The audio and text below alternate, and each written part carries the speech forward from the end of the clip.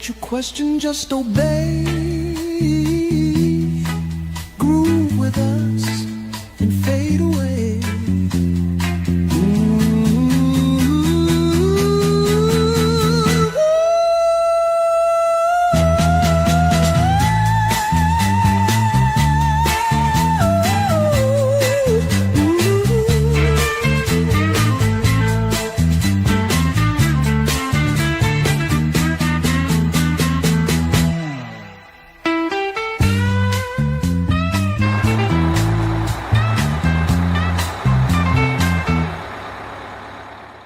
Ken knew Happy, though. Great Ken knew Happy, and I can rejoice about that. Rejoice, although this world will devastate you. And rejoice, although this world will penetrate you. And rejoice, although you will not survive. Rejoice, you'll never make it out alive. Excellent rehearsal, gentlemen. And rejoice, your hair, it smells like burning hair. Oh, rejoice, your nails all got chewed off. Oh, rejoice, and holy fuck, you're bleeding there. Oh, rejoice, you burn your whole beard off. Rejoice, despite the fact this world will hurt you. And rejoice despite the fact this world will kill you. And rejoice despite the fact this world will tear you to shreds. Rejoice because you're trying your best. Hey, I love that one, dude. That's gorgeous. Thank you, brother. Wait, who's that?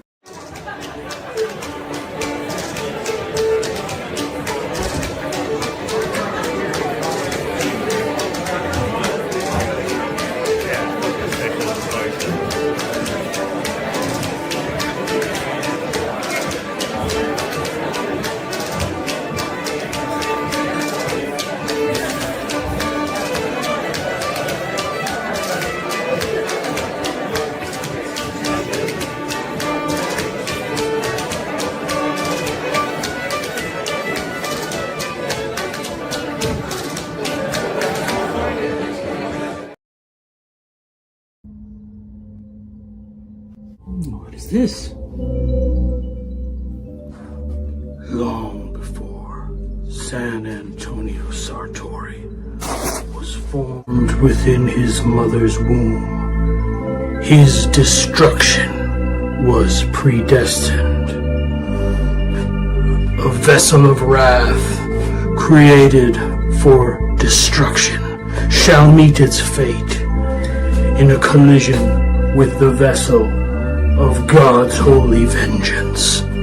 By sovereign decree, the Calvinist will meet your fate.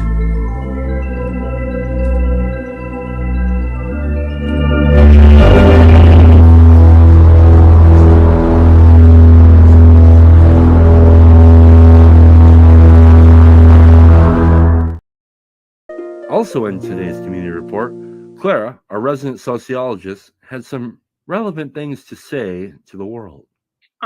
So this is my kitchen. You can even see that there is a fly trap behind me. That's something I would have removed if I had really thought about this, because that is disgusting. Right now I am roasting chicken to eat later today, and I feel like I need to justify that to myself and to the world, like literally to the world, because I'm live streaming. In other news, Ron Copperman was arrested last night after attempting to reveal secret sacred truths of the TLC to an unknown sociologist. Hold on a second. It's the cops. Oh no. Ron Copperman, minister. I set the alarm off. Oh my God, dude. What's your name, sir? Ron Copperman. Yeah. 18A. TLC authorities have indicated that the Copper Man is being held at an undisclosed facility until he repents of his false prophecy. Back to you, Tim. Ducks eat bread. They do. They like it.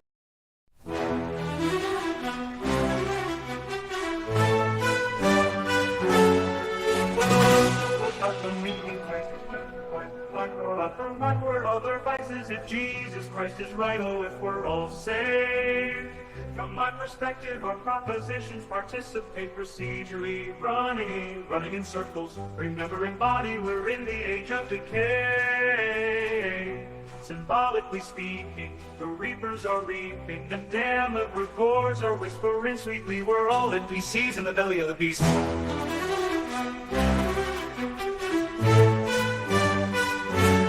Red pill, blue pill, red pill, Mars Hill, or DMT, or whatever you feel. God wanted number two, it's all the same damn thing, so clean your room. Repent on Zoom, ontology for dummies, or bird's eye view, cause if you really knew, could you really even say, totally depraved, the totally saved, the total disposition from the bed we all made, or is it the elect, or are we just insane? From John Burbank to Jonathan Pajo, and Jordan Peterson to the Chris Peckow Show, Paul Van Der Clays and Griswold, criminal the dice he shakes.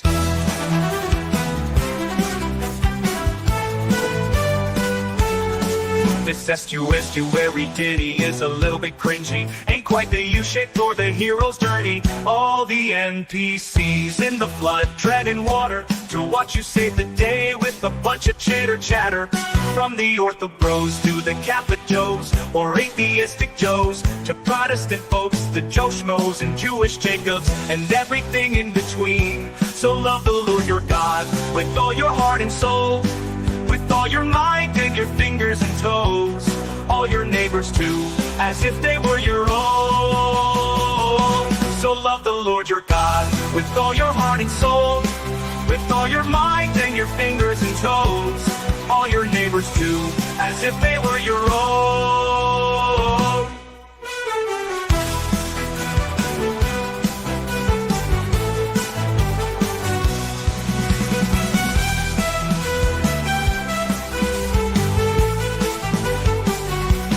Red pill, blue pill, red pill, Mars Hill, or DMT, or whatever you feel. God wanted number two, it's all the same damn thing, so clean your room. Repent on Zoom, ontology for dummies, or bird's eye view, cause if you really knew, could you really even say, totally depraved, but totally sane, the total disposition from the bed we all made, or is it the elect, or are we just insane? From John Burbank to Jonathan Pajo, and Jordan Peterson to the Chris Peckow Show, Paul Van Der Clays and Griswold, criminal the dice he shakes.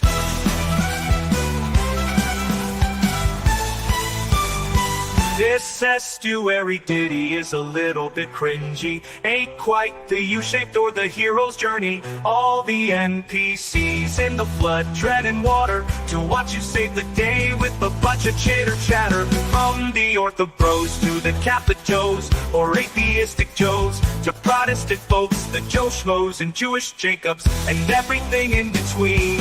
So love the Lord your God with all your heart and soul, with all your mind and your fingers and toes, all your neighbors too, as if they were your own. So love the Lord your God with all your heart and soul, with all your mind and your fingers and toes, all your neighbors too, as if they were your own.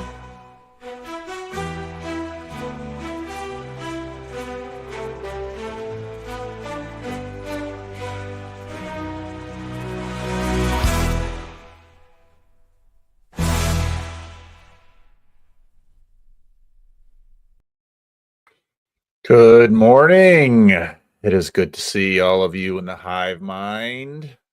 Clara is here.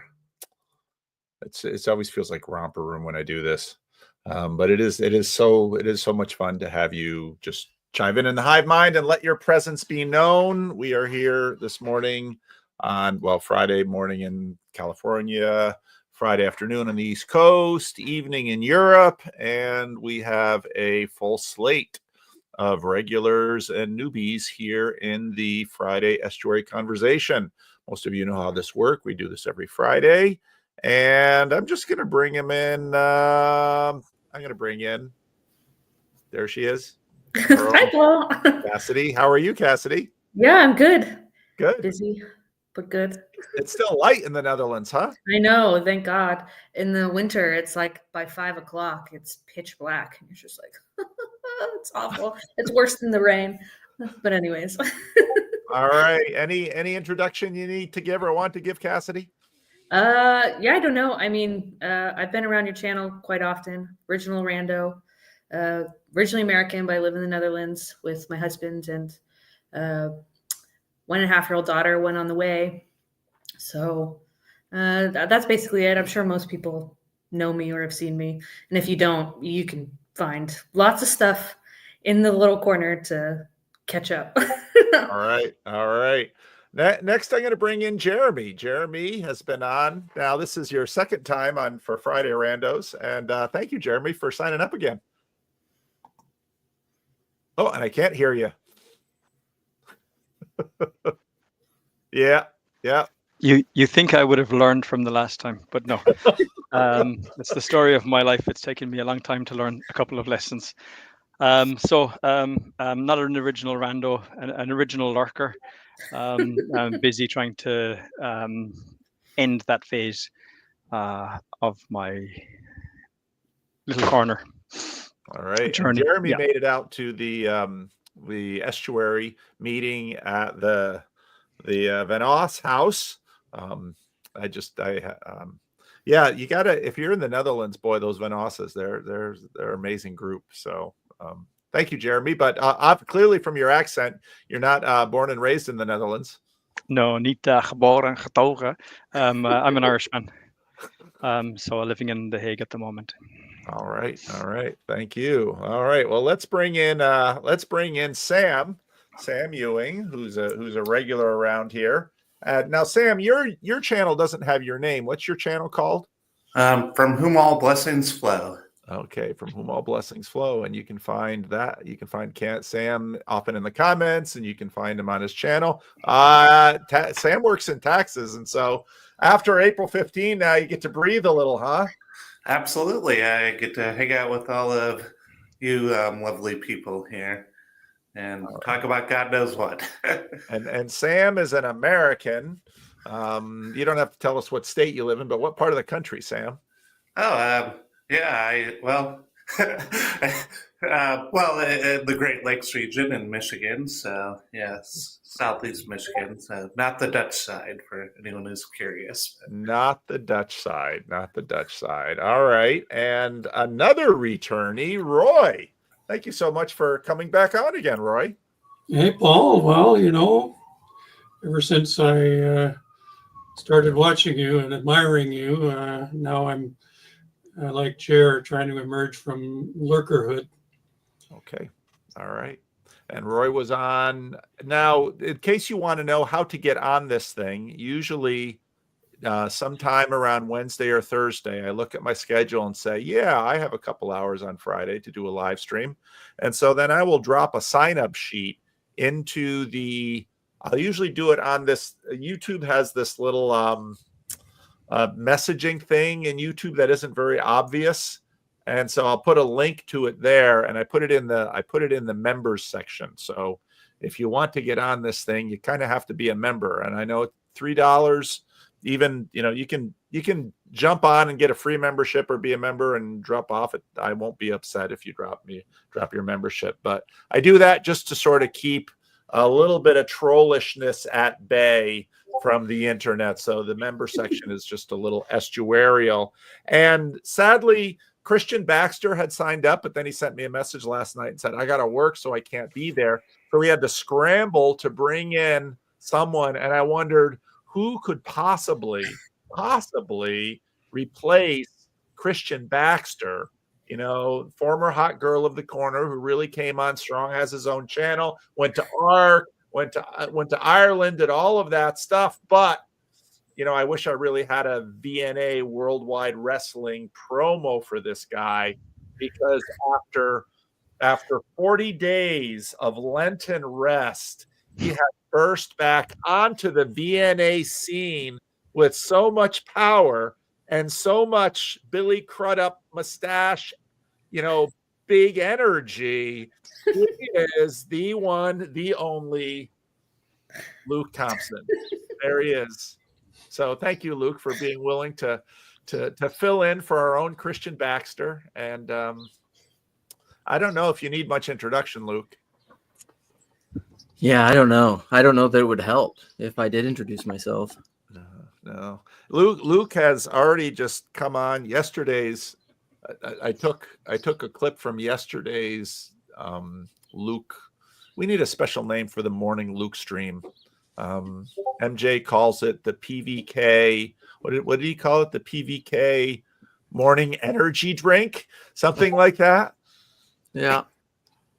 Something. Yeah. I mean, he did call it that. A different thing popped into my mind, which I'll keep to myself. Yeah, I don't know. I don't know what you call it. It's ineffable.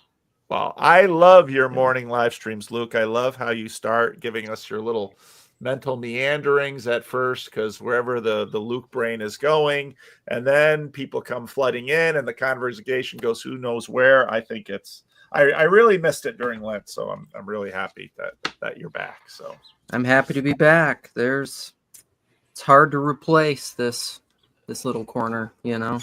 You can't really, which is why I was fasting from it. Yeah.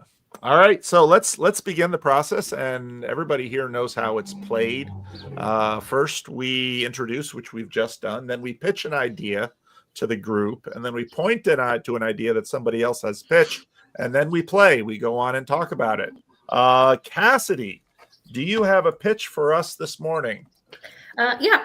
So I've been thinking a lot about traditional family systems and sort of the sense of how we kind of rediscover or like try to recapture some of what has been lost in the modern world. And I think I've been thinking a lot about it in two ways. One is sort of the practical way of realizing for me and my husband, and honestly, more my husband than me, are both sort of realizing this idea of the nuclear family where it's just mom, dad, children, kind of isolated, is a very modern framework that's often placed as like, oh, a traditional family, but it's not really quite what traditional families were. And so how do you kind of find ways to build in that more traditional lifestyle that we've lost in a modern world? One, with having very few families actually having a stay-at-home parent. But then the second half of also realizing a lot of the technology and things that we have now as modern people has made that sort of traditional lifestyle of, just being that homemaker and having that sort of village participation, not impossible, but much more difficult. And then on the other side, kind of thinking too about the narrative side of it, of the stories we tell about how family should be, manhood, womanhood, motherhood, fatherhood, and sort of, kind of how unhelpful a lot of them are. I think you talked about this a long time ago, Paul, about that sort of Selling Sunset show, where you have all these women who are sort of like these kind of girl bosses or selling real estate. They're like really beautiful, but in this sort of artificial way. And you kind of described it like how'd you say it? Artificial strawberry flavor. And like totally recognize that. But on the other hand, there's this sense of some of this sort of trad wife, traditional sourdough bread making thing that also feels very artificial. And there's this sense of men and women kind of losing sight of what strawberries actually taste like and have no idea how to participate in like a real sense of what it is to be those things and in a family system. So that's sort of what I've been thinking about. All right. Thank you, Cassidy. Jeremy, what have you been, what has been twisting your noodle lately? So I've been thinking about Domicide, and in the context of what the very center of the domus is, what's the center of the house. And what comes to my mind is putting my children to bed after the day has passed. Lights are out. It's the moment where all the energy that they have has been dissipated, and they're just lying beside you, whichever child you're putting to bed. And then at some moment, they're so relaxed and disengaged that they begin to talk very openly, almost like revealing stuff about themselves that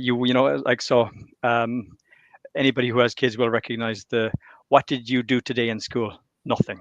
The amount of time we've thought about taking the boys out of school because they're not teaching them anything, numbers the hundreds. So, but then in the middle of in the middle of the house, in the bedroom, lights out, right into the center of what the domus is. You have that moment of pure intimacy with your kids and an opening with them. Now, I want to tack onto that then the problem that I've always had with charity, in the sense of when I was going to, attending church, and I see it here in this country as well, is charity of the far away, right? The picture of the poster of this location is 7,000 kilometers away from you. They are in dire need. We need your fiver. We need your tenner. And there's this whole notion of the giving that is the furthest away in the hardest place.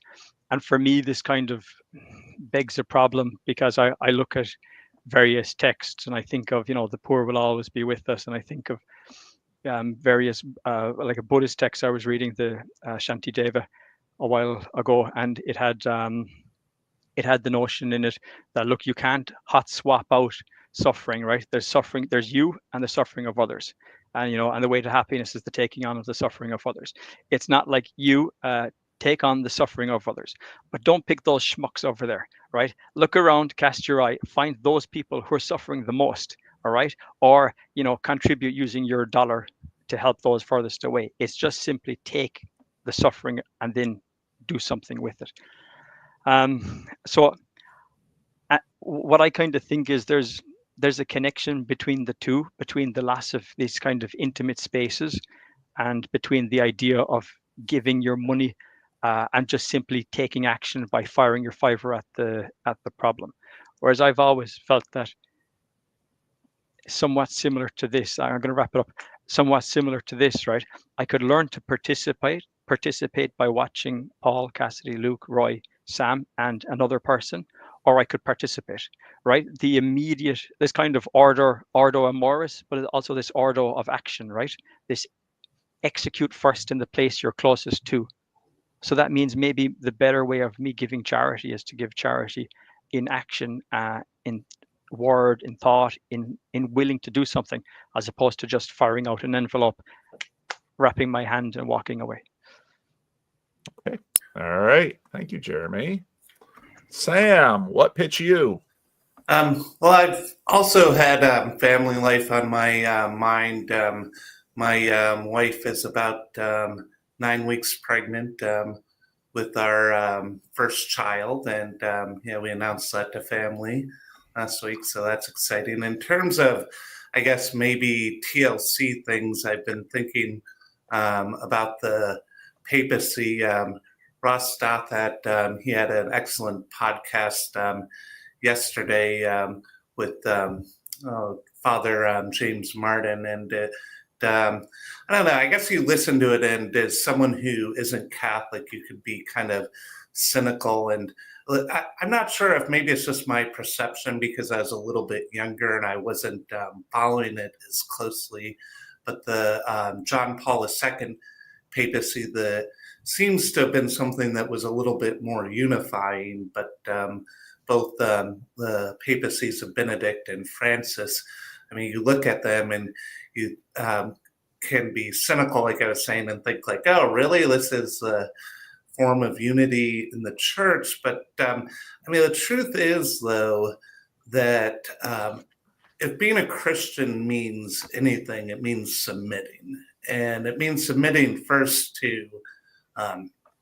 Christ, but it also means submitting on some level to the body. Like you think of Pentecost, and what does Peter say? He says, repent, but then after that, it's be baptized. And I mean, the common link between any baptism is that no one baptizes themselves, that it's a kind of coming into a family, or sometimes the metaphor of birth is used. I know that people talk about what that means in John, but I mean, exactly. But I mean, a lot of Christians have historically thought of that as the sacrament of baptism. So.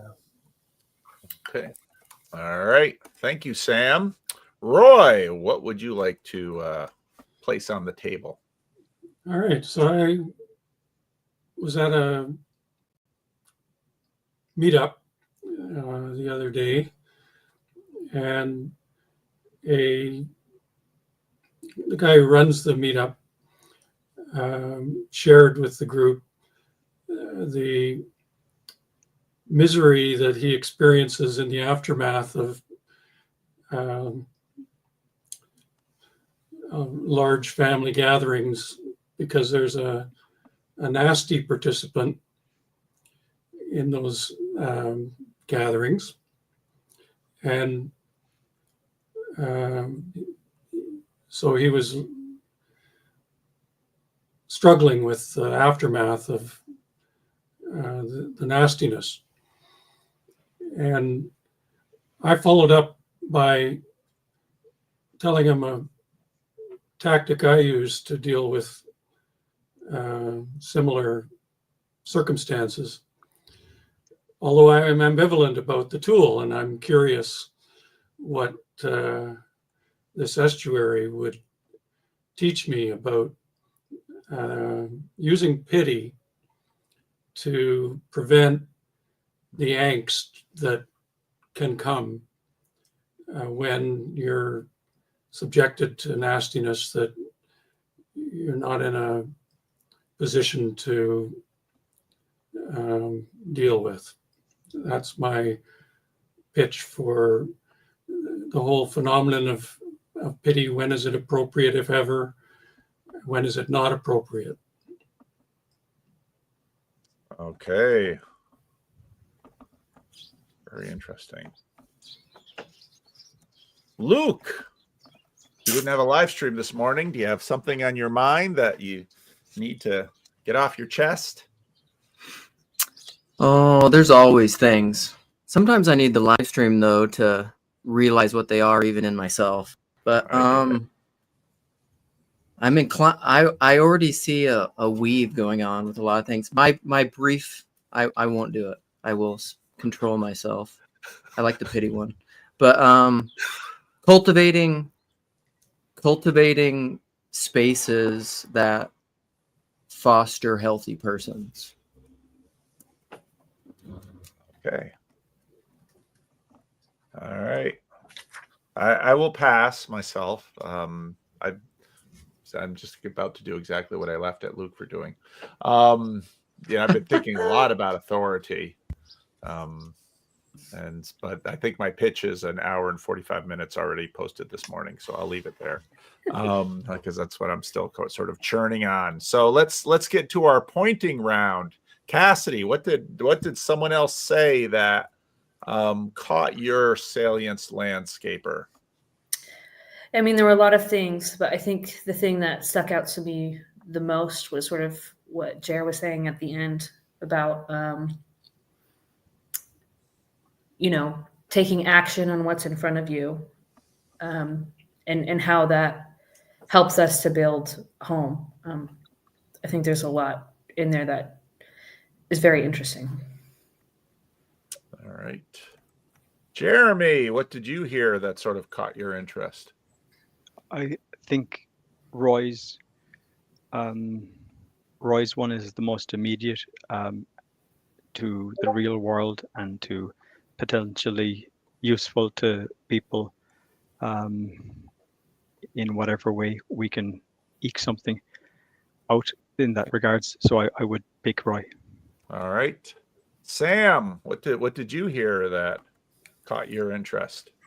Yeah, I also would upvote Cher's discussion about compassion and empathy, and how sometimes we misplace that towards other people, and then maybe we don't direct that as well as we could in the home. I thought that was very good. Okay, Roy, what did you notice? Boy, all great topics. I love the way Paul ends up weaving them all together and making sure nobody feels estranged. I'm going to watch that again and admire. So my vote is towards Luke. I do think that furthering people towards, he used the word health, I would say towards wisdom. That would be a great topic among all the other great topics. Okay. All right, Luke. You know, why pick just porque no los cinco? So I want to weave. Paul. I You want to weave, weave. Luke, you weave. So, but you got to give me a name first. I need a hierarchy here. Okay. Oh, geez. Because I'm counting votes here, baby. Can't leave Okay. any votes uncounted. I guess, man. I guess I would point at Cassie also because it's the most intimate, the family dynamics. Well, I guess Jared was talking about that bedtime too. But just pick Cassidy for your hierarchy thing. I'm gonna weave anyhow. Okay. You weave. But I feel because that was my idea as everyone was talking, the cultivating of spaces, I think is like what is home? And I think a lot of times it's what emerges in a space is indirectly and maybe tacitly defined by the space. You know, the womb creates the thing that emerges in the womb. And so that's something I've thought a lot about, especially being American and our spaces. And I think a lot of times American spaces and cities, you know, I think back to your rando. I'm trying to not go to round 3 yet. Of like, what was that town on the East Coast where he was talking about the town and the shape of the town and the way they laid it out? Do you remember what I'm talking about? New Haven, Connecticut. Yeah. And then I think about Europe and why you said recently in one of your deals of how Europe is almost, even though they're post-Christian in a lot of ways, the Christianity is deep in the bones of the architecture and the city, and America just doesn't have that. That's why like the individualism and the nihilism is part. So what can we do that isn't just throwing your $5 or just sending money to a missionary that's very proactive and local and maybe iterable, that can combat the intimacy meaning crisis, you know? So it's kind of all these things, you know? Yeah. There's a lot of commonality. I understand the desire to weave, and this isn't a difficult weave. And pity, and whether or not pity can be used within those spaces applies also. Well, pity is the one that actually caught my attention because pity can mask a subtle condescension, and pity can be used to, so if someone's bringing nastiness towards you, pity can sort of be a subtle move to make yourself more and therefore unassailable.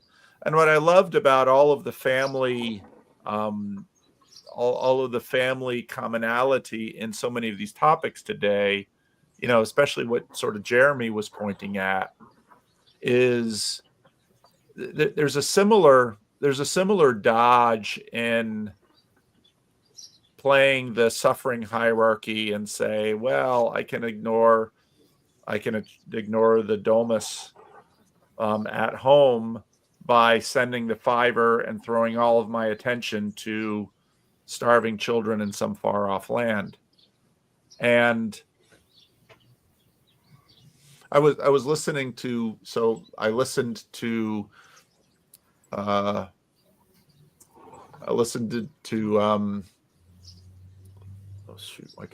Lucas Benas's conversation with DC Schindler and Matthew, and they referenced the conversation with DC Schindler and Climbing Mount Sophia, Ken Lowry, and that's a beautiful conversation. They get into fatherhood Mm. and they get into authority, and they get into presence. And I didn't have time to listen to that before I made the video, which I made yesterday, which I released this morning. And there's, I'm not escaping the performative contradictions of all of us doing this here with far off people. Luke's in the upper Midwest, Sam's in Michigan. Roy, you're in Canada, aren't you? Cassidy and Jeremy are in the Netherlands. And so, yeah. But that, again, what I loved about Roy's pitch was that pity sort of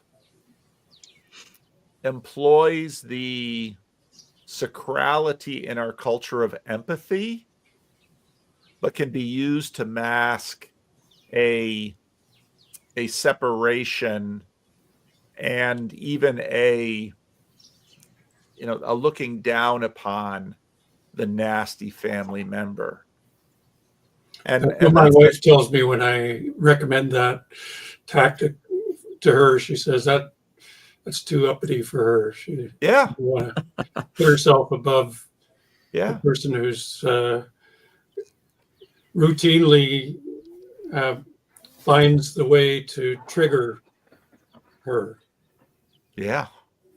Well, and Sam just mentioning that his wife is now pregnant with their first child. And I just think, oh, it's just beginning. And I am now 34 years, 35 years separate from my wife's first pregnancy. Sometimes my wife and I, and in order to preserve these videos that I took 34 years ago, and since then, I have this NAS at home and I put them all in a NAS. And now that we had 2 weddings last summer for Christmas, I decided to play some of them on the TV because, the 2 new daughters-in-law that weren't around haven't seen any of this footage. And I put it on. And my wife and I often remark about how painful it is to watch. Not so much the kids. We love watching our kids as babies and children. But how painful it is to see ourselves, because we can see our failures. And, I don't look back. I love looking at my wife in the old days, but it's so painful to look at myself. And she says the same thing about her. She's like, I look at myself there and I can see now, looking back, all of my shortcomings, all of the ways I wasn't present, all of the ways I was distracted. And, Jeremy, you're, Grim Grizz also offered to pitch in when Christian couldn't make it. But of course, I can't think of Grim Grizz and not think of how that glowing, the glow of the Damas, let's say for the generation that I grew up in, it was not the hearth or an altar, it was set. That is, and when you drive past homes, the glow of the center of the Damas is the bluish flickering light of a television set. And now it's, every room has its own little, and there's no, so yeah. A fun play on that is that the Latin for hearth is the focus. So the place of focus. So the focus used to literally be the fireplace, the hearth, whereas now the focus is set. And in ancient ways, that the hearth, the symbolism of the hearth is deeply tied to the symbolism of the altar. And it's the same, it's and the symbolism of the book of Exodus, which is, if you needed a symbolic manifestation of the God of Israel, it's the burning bush, and it's the fire and the sacrifice, and it's the pillar of fire over the tabernacle, and it's the fire on Mount Sinai. And again, that fire in the hearth has been relegated for heat alone into some furnace, and now is again the flickering light of set.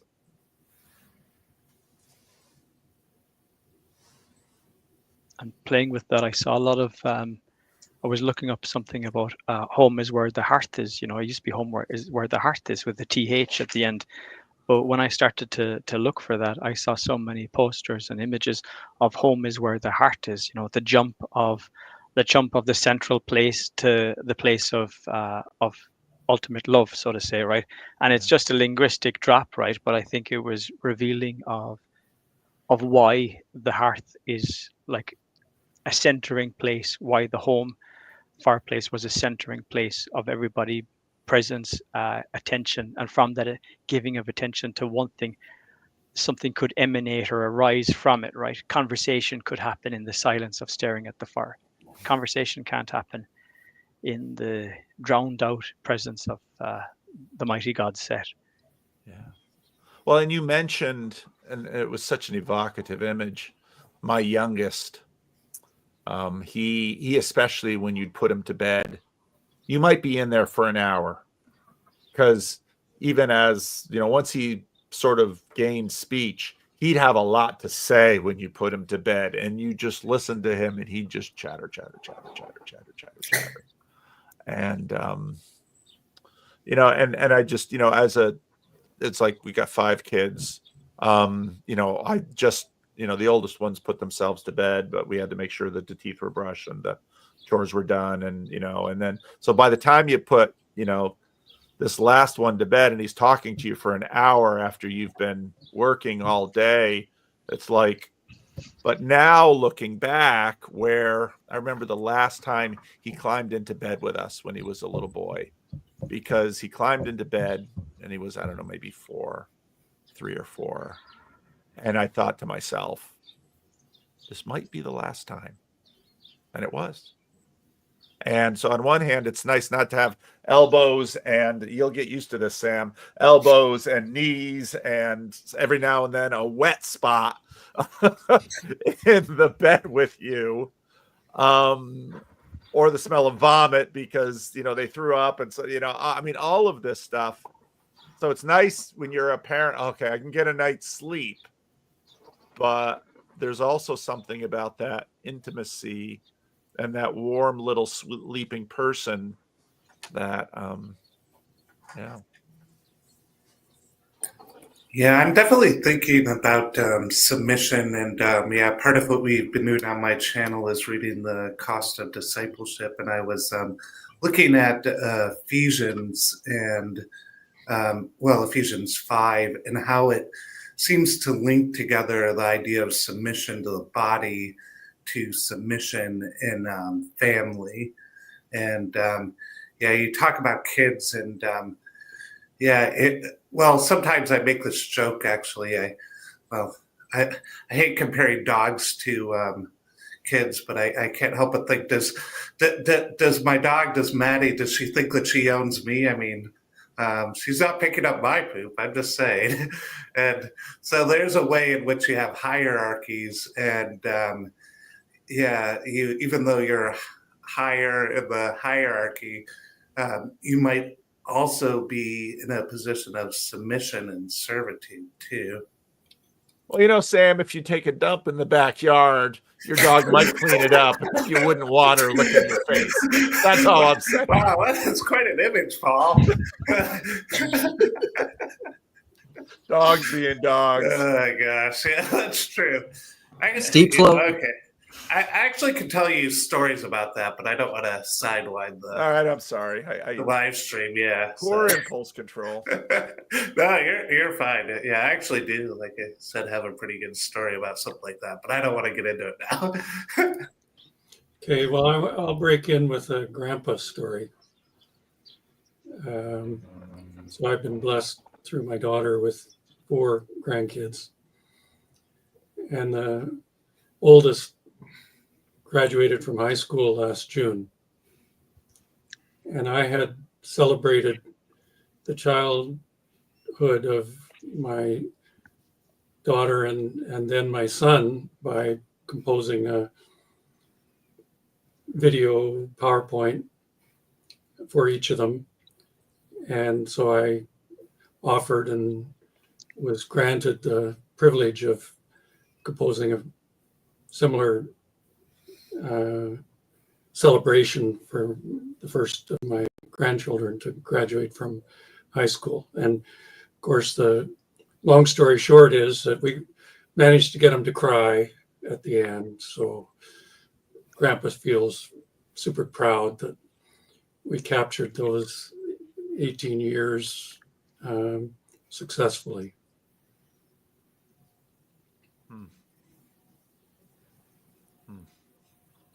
Now, part of what I was thinking with all this and kids talking to you late at night, which is very true. They primarily do that with my wife because I'm not a night person. It's about 8 o'clock and I'm just like, I want to go to bed. But part of that is there's all this, I'm thinking about obedience and authority and submission and will, and how is like you said in your video, maybe it was this morning's one, but you said like authority is not subject to your will. And so or trust or faith for that matter. And so like your kids, when they want to talk to you, in a sense, they're just submitting to your authority. They want to tell you about their life because they want to resonate that and hear what you have to say. And even like I have a guy right now who's tiling my shower because Chad isn't close enough. And I was talking to him this morning because, I mean, I can't just have practical conversations with people. So we were talking about friendship and things, and we were saying, he said he had a therapist at one point who said, like, if everyone had 3 good friends, we wouldn't need therapists. But and it's the same thing with kids. And so part of the reason I think, it's fractally true, whether it's in the family. So whether we're talking about Domicide or we're talking about it at a national level, it's all the same pattern because we have not been good at cultivating spaces. And part of that's technology, part of that's set, part of it's smartphones, where whether in the home or in the city or in the nation, people can talk to each other in a way where they trust each other. So then that's my question is like, rather than just doing the capitalist answer of throwing money at different social organizations or parachurch organizations to fix the problem for us, how do we actually cultivate those spaces in our homes and in our cities ourselves proactively, where people just do that, where people actually talk about what they're actually thinking about? When you were where saying people listen, because the that too. talking will find the ears. Yeah, I was blaming democracy. When I was listening to that, I was thinking to myself, well, democracy causes all type of problems, especially in a binary system like America, where you have that continuous pivot in agenda from A to B and B to A. The continuity and stability that you need to have to build trust becomes broken down, just as if I were to be, loving with my children one day, but horrible the next day, my ability to create trust with them would break down.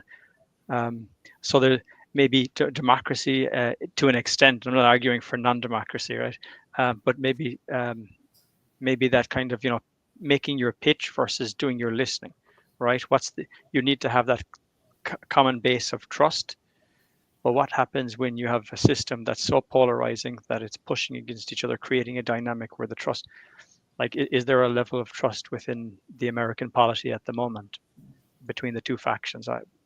From a distance, I would suspect probably not. Maybe that's more I think there's a problem breakdown framing. in trust between the establishment and the citizens. And I think that definitely affects the ability to have a healthy community and have the village help you raise your child. Yeah, democracy, it seems so. When I was thinking about authority, when there's a vacuum of authority, it has to be reconstituted. People will seek out authority. It's like, again, when you're in that cave and there's no light, you will begin to see things, you'll begin to hear things. Our senses just continue to look for it. I see democracy as sort of a way to try to reestablish authority that has been lost. And there's been a losing of authority.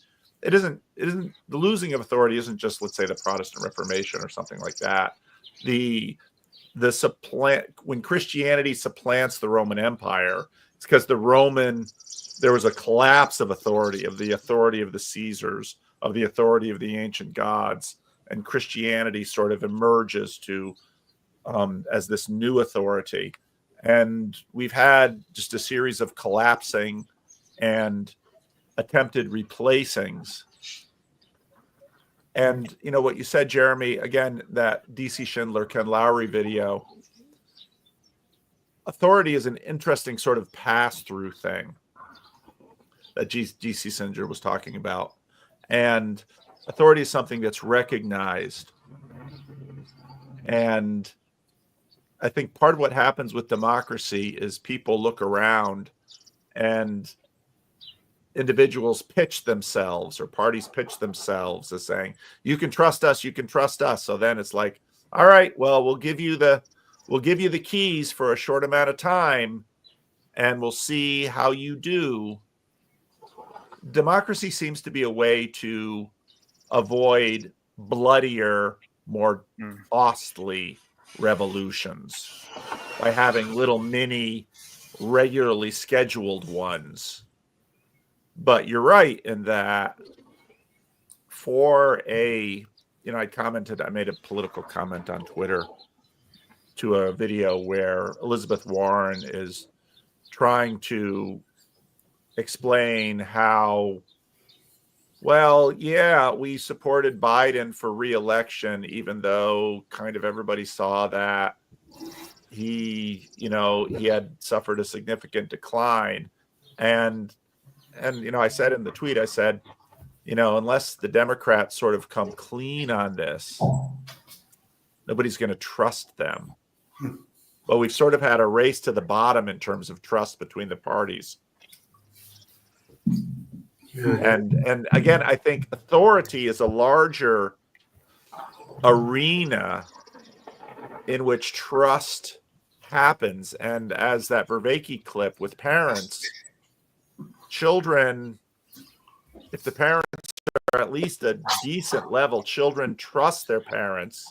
Their trust, of course, gets recalibrated as you go. Okay, I can trust dad to keep the fridge full and maybe to read me a story now and then, but I can't trust him for these things. And so it's a good thing I have mom, because I can trust dad for some things and mom for other things.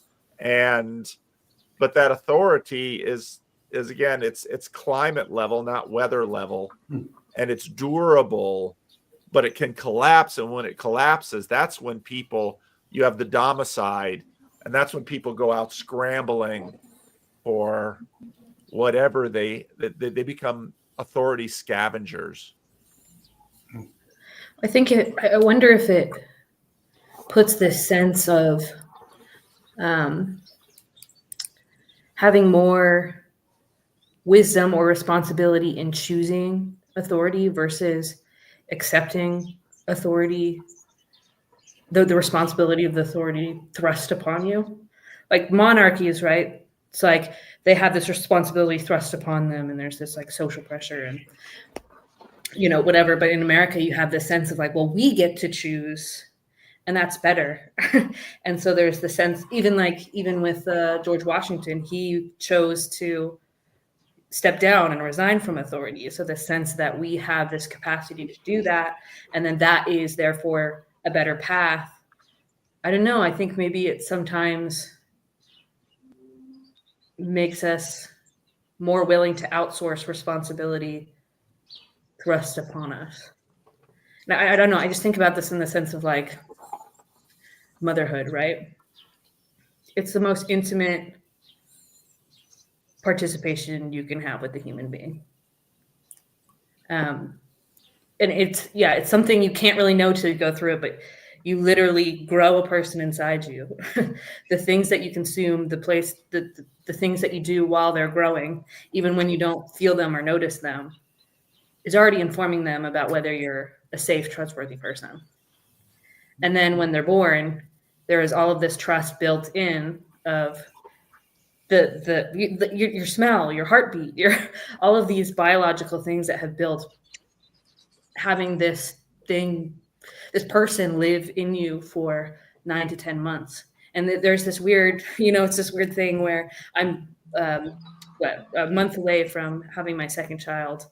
And while you guys are all sitting here talking, I have a little person moving around doing these things, and nobody knows what's happening, but you have this sense of like this thing going on. And then once you have the kid, all of a sudden it's like, you know them, but you also learn to know them. And there's that immense responsibility of what does that mean to be a good authority in her life and not lose that trust that I've built when she wasn't even able to come out and have any control. And I don't know, the way that technology has moved and the way that, the systems have changed in culture, it's really easy to outsource motherhood. It's really easy to, use a breast pump and avoid those feedings, which even if you're pumping, there's always that suggestion from doctors that there's a crucial developmental process in having that one-on-one connection of a baby actually breastfeeding.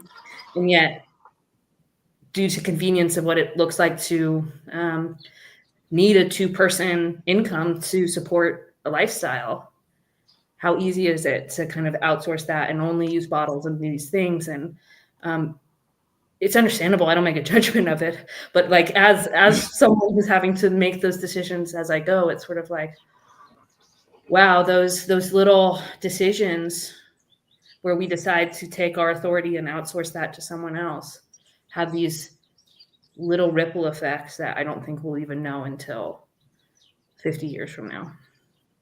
But like you're already starting to see some of that change in the way that we perceive motherhood and the role in which women should have. It gets complicated and funky. But yeah, it's like, I don't know, motherhood is such a more intimate thing than even fatherhood, because you already know the kid and have built trust before they're even out in the world. Where the father is kind of, they get a sense of it, but they kind of feel like I have to build trust as soon as that thing comes out. But mothers have a head start in that. And so it's almost more detrimental to lose that trust with your children than even a father, probably. Yeah, that feels very true. Central, but also peripheral, right, for a father. And if you're looking at the hearth of the home, I mean, the womb, we would use that metaphorically, but that's where it begins. And again, when you're talking, Cassidy, it just strikes me that I remember when I heard these studies on adoption and how adopted children, long before they have memories they can conjure up from adulthood, that break with the mother. Yeah, well, I'm really interested to see the effects of surrogacy in the long term, because you have these very wealthy people, very desperate people who want kids but can't have them their own, outsourcing the growth of that to it's generally a third party you don't know, but sometimes a relative, sometimes something else. And they've created this intimate bond with this person who, yeah, they're torn away from and then put into another family. I don't think it's unovercomable, but it's really fascinating because there's so much in our biology that we think, oh, it doesn't matter, we can rewrite it, but no, there's a lot of it that I think has a lot more impact than we know. And so that, yeah, that interesting idea that we can even outsource the bearing of children to gain that sort of idyllic family sense of having a child. That's that's really, I don't know, it's just very fascinating. Well, and that's even connected to what you said, that's connected to choice, right? Because all those things are choice, and it's the difference between choice and a different word that came up another time was gift. I think gift is much more in the sacramental realm of things, and gifts are given and received, and and that's the realm of authority, where choice is the realm of manufacturing, versus gift is creation.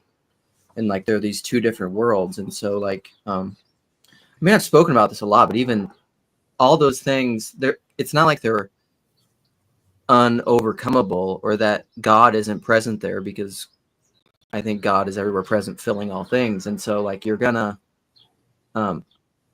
where will I go to escape from your presence? You're not going to go anywhere, whether it's adoption or surrogacy or anything. But like, it's the difference between center and periphery, and normalizing things, and cultures that normalize certain things versus leave other things on the periphery. It's not that they're irredeemable, but like when these technological solutions of choice, even democracy is choice, that's still the world of the machine and mechanism and manufacturing. It's funny, like even Rhett had that conversation with Alex O'Connor, right? And there's one point I didn't leave a comment on it. I think I took a screenshot. I was going to go back and make a comment, but he used the word, because I love the little saying. I think it was like Luke from New York in a conversation a long time ago, but I've heard it through a lot of different therapy and psychoanalysis. It's like you pay attention to what people say when they're not paying attention. And Rhett just said something, and he used the word manufactured, but in talking about creation. And I was like, oh, that's a tell, Rhett, because you don't understand the difference between manufacture and creation. They're completely different things. Mm-hmm. Yeah, well, it's interesting. I was reading a book about Lent this last month, and they were kind of talking about fasting and why we fast and what the real purpose of it is. And it was a book by Alexander Shemin, and he was talking about how to fast is to kind of flip on its head the original sin of taking the fruit on its own terms and not living by bread alone, because it wasn't the sin that he took the fruit, but he took it on his own terms outside of God. And yeah, I think there are so many ways that can scale in how we live our lives, of what are we doing on our own terms and living by bread alone. And there's certainly a lot of conversation of what that looks like in family dynamics and the way that we choose to design our lives how we would like it to be versus ordered in the way that it should be. But the biggest problem is, how should it be? Because, even within religious traditions, there's all of these varying ideas of what that really means. And I think the answer is a lot of this is very individual. But it shouldn't be individualistic, probably, in the sense that it's what I would prefer, but what is my responsibility to best suit the larger environment that I live. I don't know if that makes any sense. I want to try to play on something that Luke said, which was the mention of creation versus manufacturing, because to manufacture is to make it with your hand, right? With your manus, your hand, to make with the hand, versus creation. I'm not sure what you're making with, but like, so creation has the element of, in terms of family formation, has the creation of a home by my grandfather, the creation of the home by the person who bought the farm that I grew up in 1860.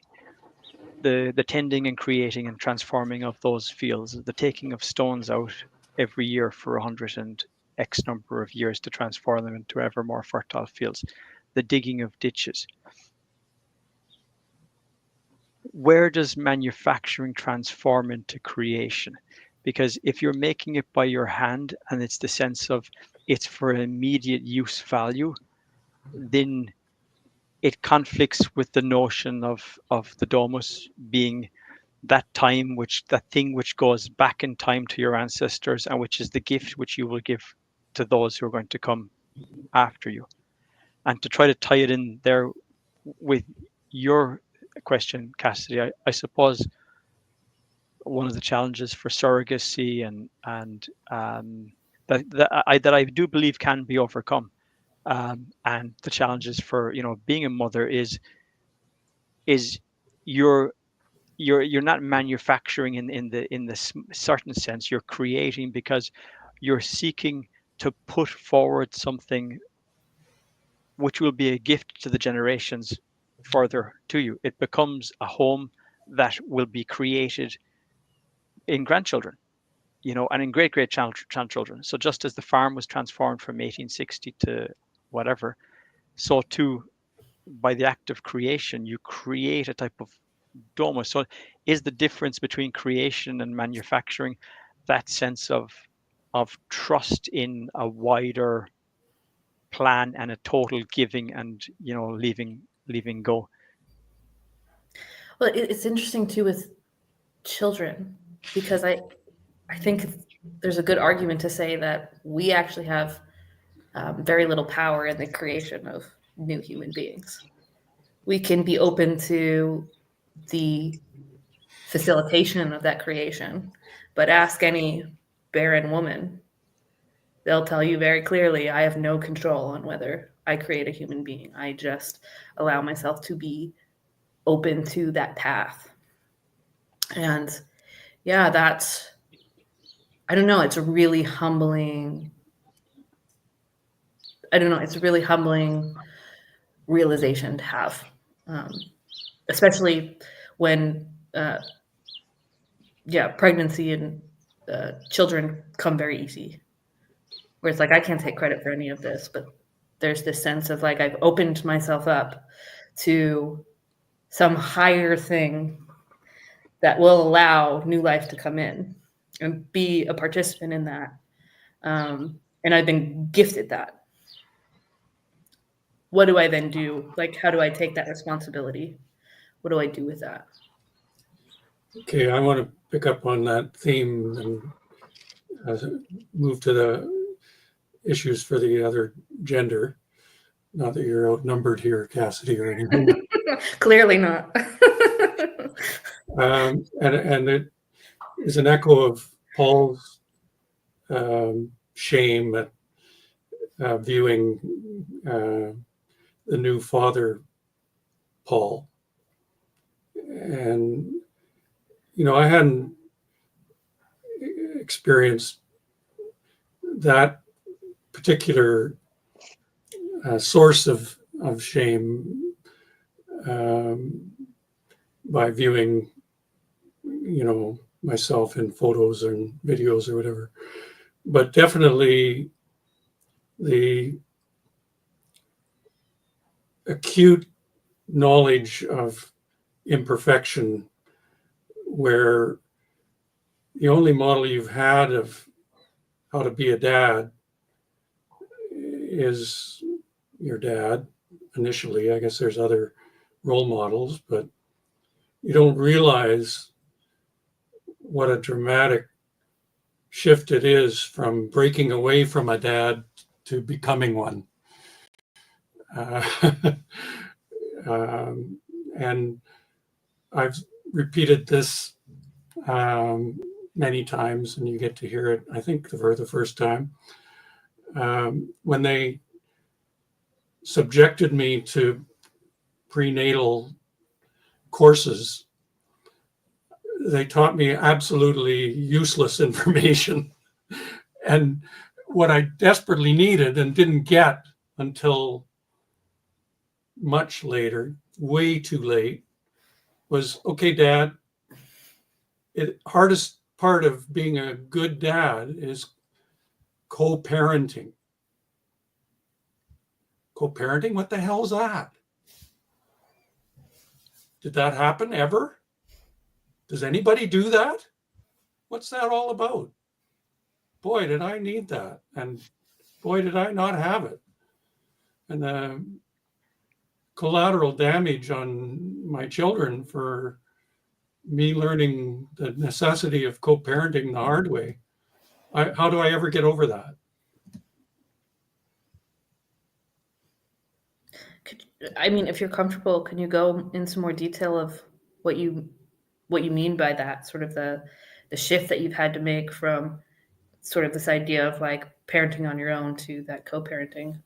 I think I understand what you're getting at, but I'd love to hear So more. I fell into the bad cop because my wife was the good cop.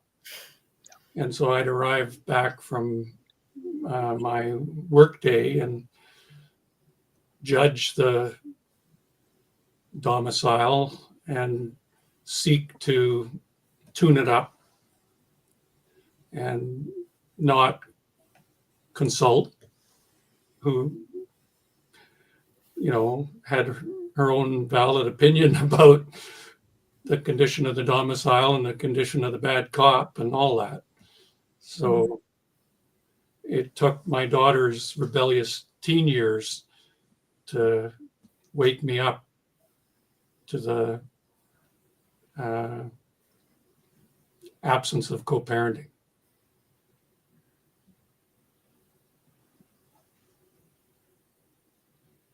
That's like a relief of an unfair burden as well, right? Because I kind of feel somewhat similarly that sometimes when you can play the role, and I think it comes easier to men perhaps because we have this kind of slightly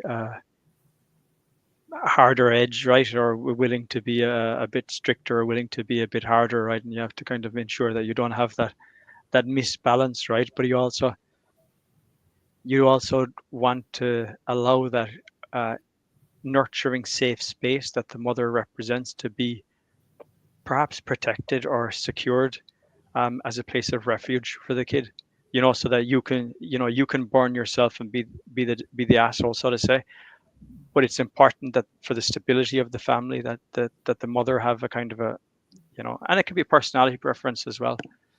Some people don't like doing that. But what I've seen is that I have found it difficult to they're coming upstairs now. I'll start shouting at them.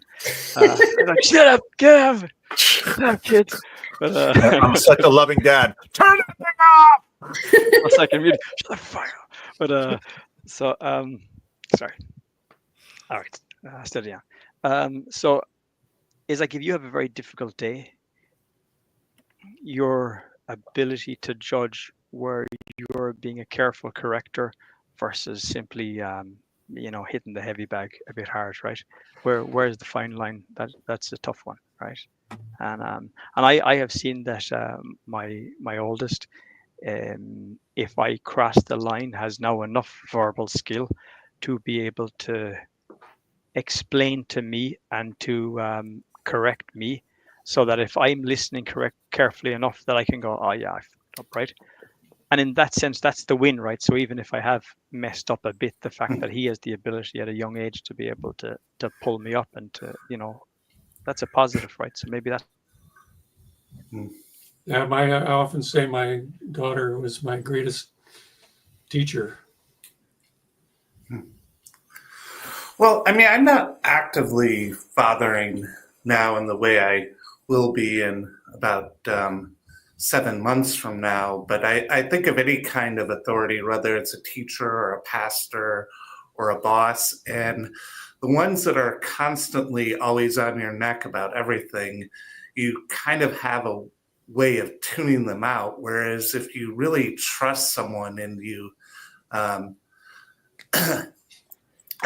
sense that they love you and they have your best interests in mind, they only need to come with like so little disapproval, and it just stings so hard sometimes. So I think there's a balance where, yeah, you need to maybe, if you're in a position over someone, choose your battles, so to speak, a little bit, and let them know that you're a secure person to, and that you're looking out for them in a positive light. There's a Rando's Conversation in No 8 No Ads that'll be out next week, which is dramatic. For those of you who've heard, Ray talks about being raised in a cult, very abusive father. It strikes me that, and here I think probably in this group we have a group of fathers and to-be fathers and a mother who want to be good fathers and are challenged by the difficulty of it. And it's really it's like so much of life, it's really quite a daunting thing that it's super, super hard to do it well. But it's amazing both the damage, but also the survivability of it being done really, really poorly. I mean, when you hear the story of this Rando's Conversation, it's 2.5 hours long, but man, I mean, I told him, with a lot of Irish jokes going on in the hive mind, but I said, your story is like Angela Ash's territory. I didn't read the book. My wife was reading the book, and she's just like, I can't read this book, and it's not just, what I liked about your pitch, Jeremy. It's not just the ambition of, and yours too, Cassidy, of, let's say, the nuclear family. Oh, I'm going to be a good dad. Well, okay, as Roy said, your first draft of fatherhood was your father. And your first draft of personhood is under your father. And what do you know? That's all you know. And Luke's talked, shared quite a bit about, growing up and his father. And yeah, boy, that's what I was. Go ahead, Luke. That's what I was just thinking, is because I listened to that Rando's, and it's wild. and it's amazing, how seemingly well he turned out, from what I know of him watching your Rando's. And it is that, because on one hand, like it's anti-fragility, right? You could protect your kids from everything. You could be the absolute best father in the world, and then they maybe don't know how to navigate people who aren't so well adjusted, and so they can't handle it. And I've said that to my father, like I whatever, go listen to all my live streams. There's not that many of them where I talk about my dad and cry about how thankful I am for him. But like, on the other hand, it's funny because like until my 30s, I probably never thought of myself as an anxious person, and my anxiety, and a lot of that is because I wasn't able to have anxiety about most of the stuff that I have anxiety about, because I was just so scared of my dad my whole life. Like, he was just everything I was afraid of. And so in that sense, it was almost like but yet on the other hand, like, I knew my dad loved me. So it wasn't like he was an evil guy. But in a way, it was like it was a shield from a lot of other things that were going to come up later. And so it's not, I don't know. And we're all of us as parents, we're doing the best that we can, I think, hopefully, God willing. And I think it is true. Like, even being the bad guy cop, because I can struggle with that. That's what I was thinking when you were talking about that, because like, for as much shit as Jacob Federicci gives me for being like the like universalist who's just like, it doesn't matter, it's all okay, man. Like, who's the bad cop in the family? Who's the justice cop? That's me. And because that's my anxiety and my fears. Like you kids these days aren't going to be tough enough for the world. Like and so I don't know. I guess I try to, there you go. I try to manufacture enough struggle and chaos to make them tough. But I don't know. God's gracious and draws straight lines with crooked sticks, I guess. Luke, how do you think this relates to what Cassidy was talking about at the start in terms of moving beyond the nuclear family to the kind of the wider network, right? What as far as dynamics in the family to local community? I suppose in a sense that if if somebody has a dad who's presents challenges or like an opportunity for later life reflection, is there an element of those people around, like a son-father relationship, but then further to that you have mother, sibling, aunts, grandparents, right? So you have different ways that can maybe soften some of the intensity of a singular relationship or provide alternative examples. And well, and that's yeah. And so I don't know if this is exactly what you mean, but that's something that I'm increasingly passionate about. Is yes, to what Cassidy said somewhat, that like it takes a village, and because of technology and really like the big jumps were the combustion engine, but now it's set, and then cell phones, and it's like everything is so individuated. Like McLuhan said, we're running at the speed of electricity because of these things and the internet.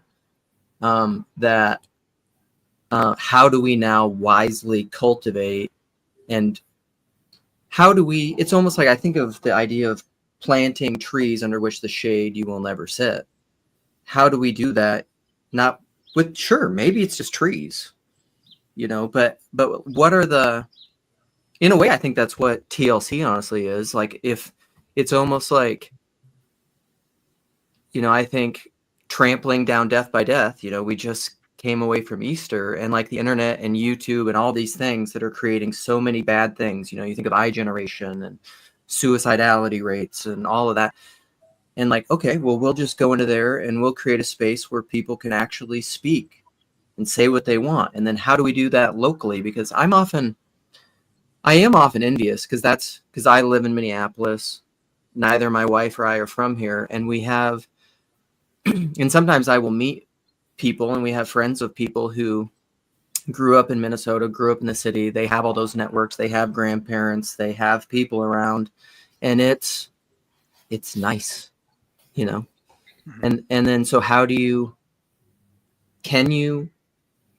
And again, that's what I would say. I don't know that you can manufacture it, but how do you be wise to cultivate it? Because I think we're in this is novel, it's different than it was. And I think the reality is that as much as I'm starting to recognize this village type of raising is probably a more beneficial system, I wouldn't necessarily say I think it's a safer system, especially how we are now, because you're basically having to extend trust to strangers in a familial way. And like, if you really look at the statistics, how much abuse happens by coaches, extended family members, it's a terrifying thought as a parent, especially when you understand what that kind of that kind of impact can do to a child.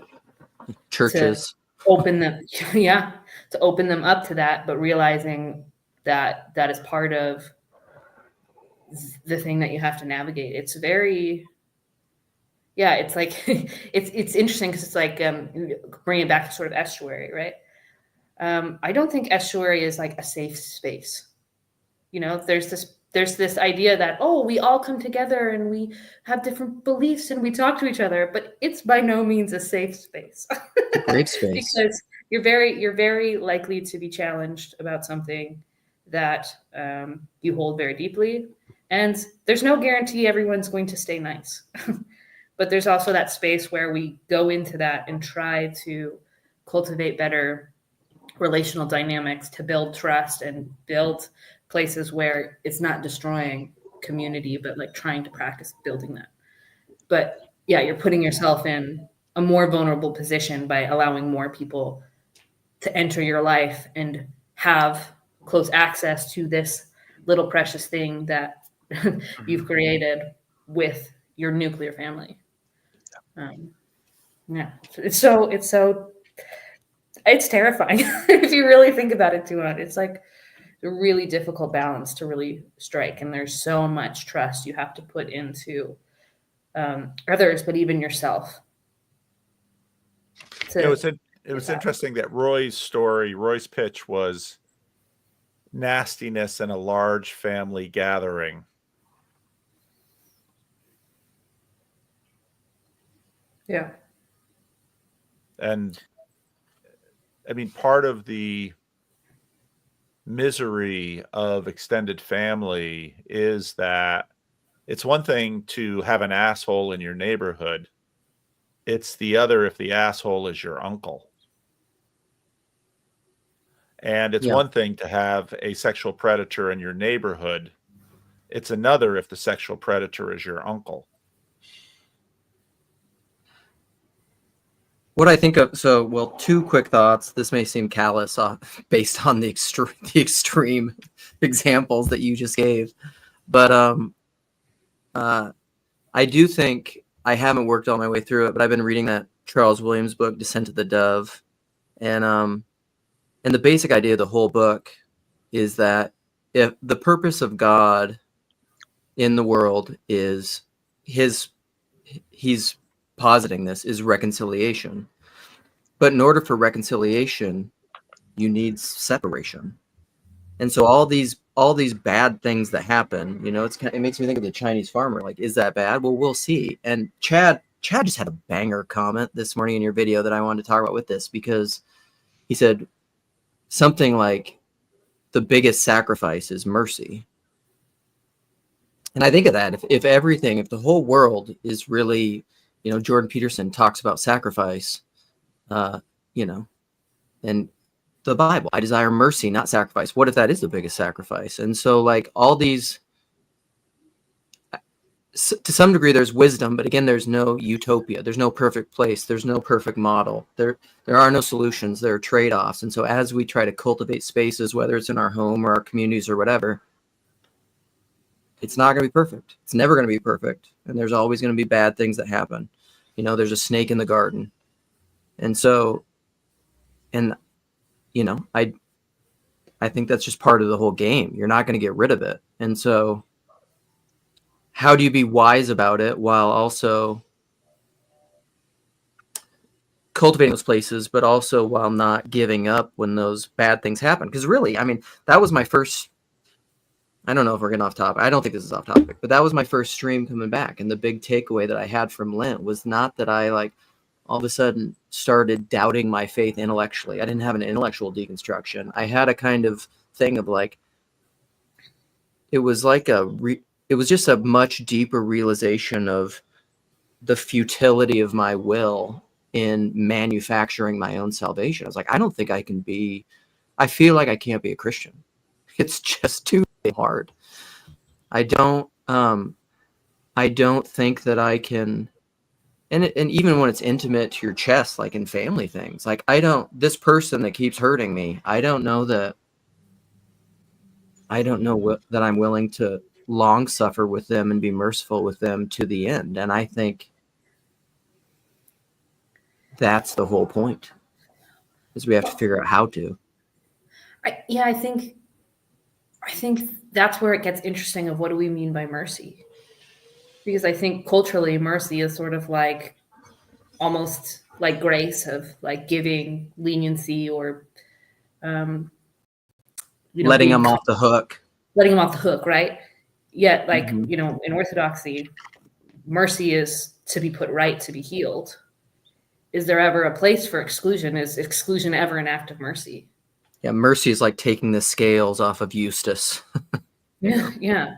And so that's sort of that right? And I'm not making a claim either way, but that's the sort of the question that I wrestle with, of like, what does it really mean to live embodying mercy and giving mercy to other people? And yeah, is there ever that place where we start to see that the suffering that we, that even comes onto ourselves is some act of mercy that maybe we're just not wise enough to acknowledge? Yeah.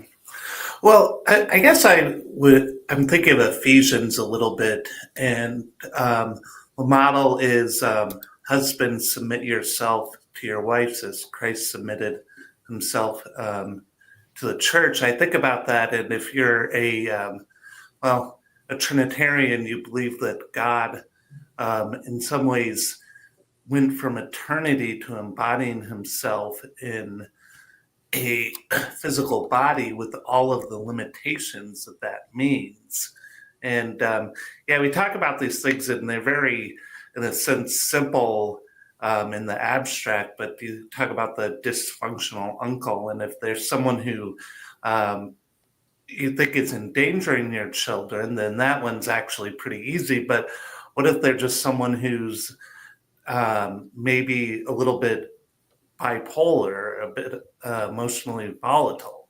I mean, how do you guard your children from that? And I mean, I don't know if there's an easy answer, but I do know that, starting with,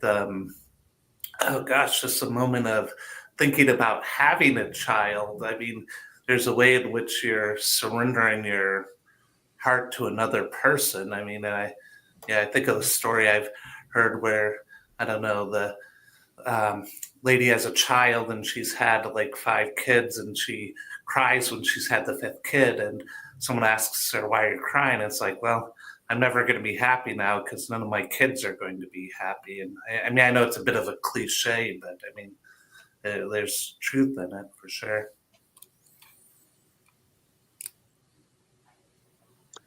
I know a family.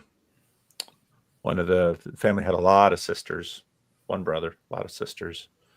One of the sisters did prison ministry, married a guy that she had met in her prison ministry. Not a good guy. Really had to, the whole family kept a real eye on him with the nieces.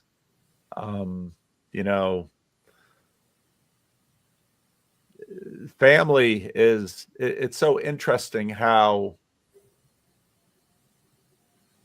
as a culture there was a big swing away from family. In the 70s we had just divorce go through the society. Ireland, I had some very interesting conversations when I was in Ireland about the changes in Ireland. One person told me when he was young, he was a millennial, my guess, just looking at him. When he was young, he didn't know any families where there was a divorce. And then now he's like, I know people who have children and people who are married, but those are 2 separate groups. And it's so interesting how we have this desire for reconciliation, for family. And, part, I think, of what we're doing in these boxes and in this space and on the internet is we are looking for all sorts of healing coming to this space, or at least looking for something that might heal coming to this space. And the main form, in fact, it's called therapy in the United States, is something that's done with a stranger by design. And it also strikes me that, of course, one of the things that we've seen that's really hot right now in certain intensively Christian environments is the pursuit of traditions within the church that call the local church leaders father. So there's a lot going on underneath here. And it's also interesting, of course, that Jeremy, you picked up on it, but one of Vervaeke's big offerings to the conversation has been this issue of domicide and its deep tie with the meaning crisis. In a culture of sincerity, you receive your identity. You receive your identity. Your identity is received, not achieved. With cultures of authenticity, your identity must be achieved. And in that, there's often a rejection of things that are received. It's also interesting if you look at how many people have renamed themselves in adulthood. To rename yourself is implicitly a rejection of the name given to you by your parents. And this is all happening right now around us. Yeah, what we're dealing with. So, Rod, if I got this wrong, sorry, I always mess up Rod's sayings. But Rod said the goal really, and I agree with this because we were talking about these dynamics of sincerity, authenticity, prophilicity. What you really want is to authentically be sincere. Like, that's what you want. I mean, that's the goal, is to be faithful to what you've been given, but authentically. Like, where it doesn't feel opposed to what you want. And part of what we are is like, people talk about this with like Trader Joe's or something, and we live in, many people have talked about the paralysis of choice, and we live in this world of choice because of technology and all these things that we have. But like, that's inevitable. That's not going away. I think you have to choose. Because to not choose is to choose. There is no going back to sincerity. That's kind of like romantic, restorationist, backward-looking, stupid conservatism that like just isn't going anywhere. One thing I want to focus on is the word cultivation. Cultivate. Like to cultivate is to grow a crop within a particular field, right? And as you guys were talking over the last few minutes, what I was thinking about was the loss of the loss of a cultivatable space. The space where the seed can be thrown, which brings forth that thing that is unexpected, the unexpected crop that comes, right? And part of what we've lost is that sense of belief that the casting of seeds can result in a crop that will come at a distant moment. And we've lost the ability to distinguish the weed from the crop that needs to be retained, the hardness to pull the weed and to remove it from the field. And all of these things are like trust-based and action-based, and they're like going out into the world and transforming a space in the belief that it will come good, as opposed to simply identifying your garden. You can't identify a field as beautiful, right? You must transform it through your action and doing. Yeah, it's really interesting too, because I think we don't always identify the responsibility we have in the growth of those crops. Like, for example, myself, before I moved here, I didn't spend more than 3 years in a place without moving.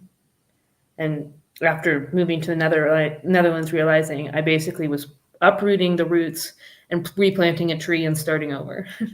And that's not a great way to keep a crop. Or, this idea of like dry farming, where to create long-term, strong, sustainable crops, sometimes you withhold water so that the plants will grow deeper roots and have more of that ability to survive. Like, how often are we avoiding that sort of dry period in our life at the expense of like growing a stronger, harvest in your life and in your world?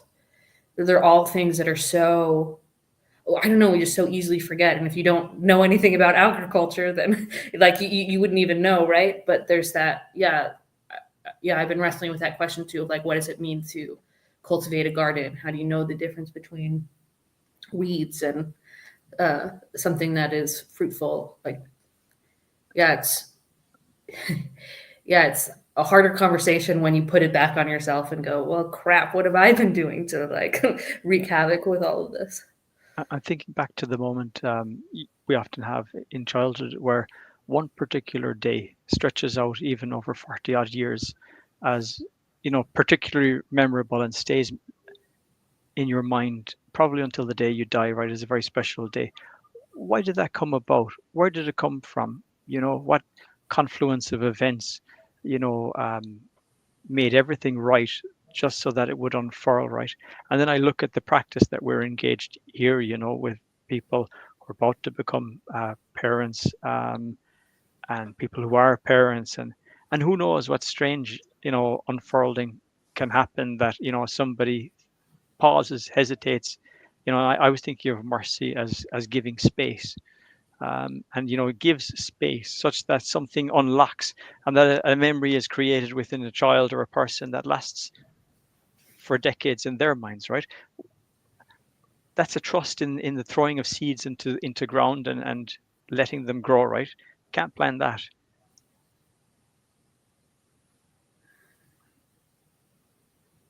I wonder, I'm a transplant to California.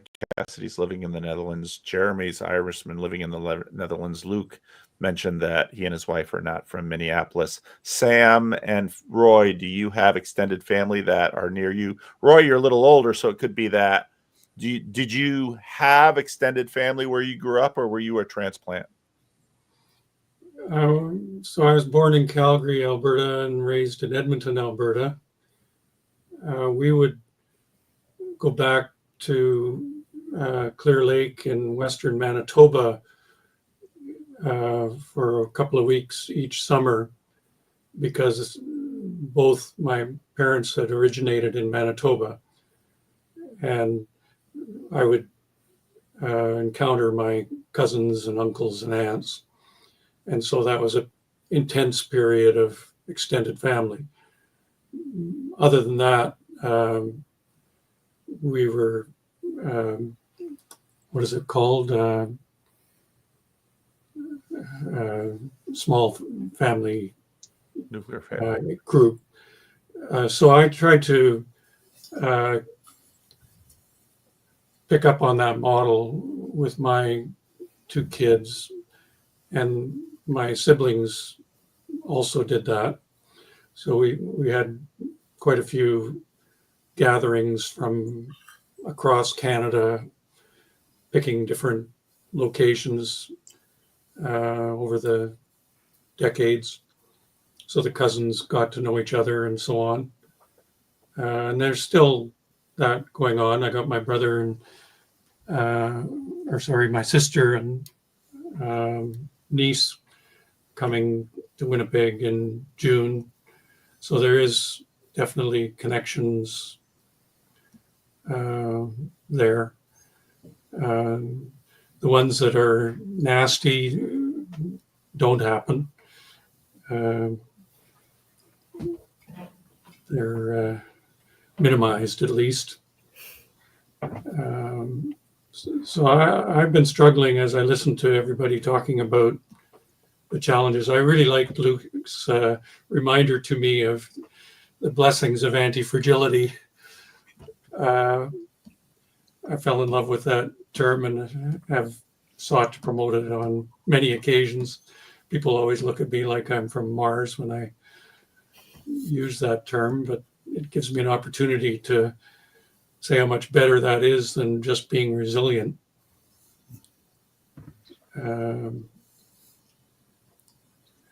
So right now, there's not a lot of immediate surrounding kin where I am. How about you, Sam? Are you embedded in family area, or? I have a decent amount of extended family that's in Michigan that I'll see regularly, but the tend to be in other parts of the state, so they're not people I see on a weekly basis necessarily. So they're in other spots like Lansing or Kalamazoo, South Haven, Traverse City. So not typically in Southeast Michigan in the Detroit area. And I know my wife's family is all over the country. Well, my wife's parents were both born in Vietnam, and they definitely had a kind of a typical immigrant experience in that a lot of their extended family moved to one place, but then a generation or two down the line, they didn't have long-standing communities there necessarily, so they kind of are in all different areas of the country, it seems. I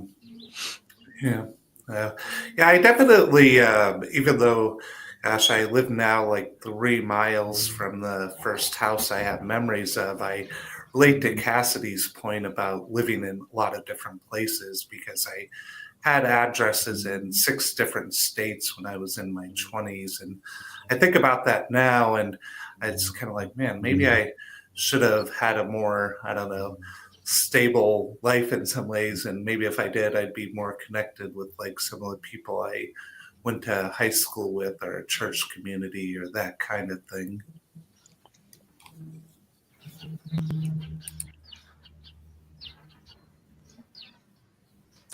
Well, have we this has been interesting, and I had a phone call with John Van Donk this week, and he was kind of pushing back. He says, you're doing this thing on Friday, and it's not really Estuary, Paul. I don't know if you should be doing that thing. And even though a few weeks before he really loved the conversation, and I said, well, I'm still going to do it, John. But Rod there was some hand wringing about Paul can't fill a slate on Friday. What does that say about the movement? And again, I'm really anytime I tell my wife that people on the internet think I'm nice, and she's like, you're not nice. But because I am kind of a jerk, because it's like, Van Donk, you shouldn't do that in the internet. I'm going to do it anyway. Well, the whole thing's just sort of falling apart. I don't care. And sometimes it's, people just sit around and talk about esoteric stuff. But what I enjoyed about the conversation today was not just the sharing, which is probably crazy, the personal sharing on the internet that the 6 of us have done, but in the hive mind, I've been watching people bring themselves there too. And perhaps the internet is this strange, television, the God set was a very talkative God, and as who said it this week? Oh, it was Matt C. We're sort of hijacked the internet, and YouTube, which everybody sort of instinctively, churches, marketers, business people want to use it like set, like we're gonna bomb you with things, and we're sort of reverse the polarity here, and because the internet is also good at that, because my family's all back east, but this is sort of a family. And maybe I'm the nasty uncle, saying mean things to people. But it's only if it's MJ. Only if it's MJ. But I've really enjoyed, so takeaways from today's talk. I've really enjoyed this talk today. I like having a rather randomized gathering on Fridays of, I don't know who's going to come. I don't know what topic's going to be talked about. But Cassidy, you're sharing, of motherhood, and that was absolutely beautiful. And I don't know. But I just want to say I really appreciated all of you today and what you brought to this conversation. And I feel blessed by it. I don't, that's my takeaway.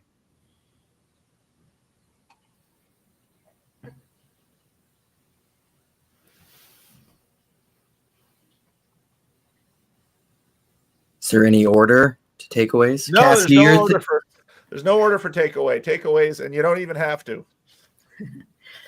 Yeah, we didn't really touch on it, but it's sort of been floating in my mind. So, I mean, there's so many things I could take away from this conversation because there was a lot of things that you could just dig in for hours. But Paul, you often talk about like marriage being this revealer of your own selfishness. And it's very true. And then, yeah, add kids to the situation, like it doubles that. But yeah, whenever I've heard that, I kind of like to flip it on its head in my own mind and go, yes, but it also gives you more opportunity to reverse that pattern in yourself than anything else, because it's more present to you than anything else in making those choices. And I think that's sort of what I've been trying to hold on to in my mind of like, as I figure out what it means to ground my family and something sustainable and healthy, be there in the right way for my kids and my husband. Like, how do I take that opportunity not to give in to that selfishness, but flip it on its head and see it as that way of transforming me into something that I want to be more. And so that's sort of kind of where I'm left off in a lot of these topics of like a lot of the ways that you're kind of having to deal with the peculiarities of all of these things is dying to your own selfishness first. Yeah, so that's my takeaway, I guess.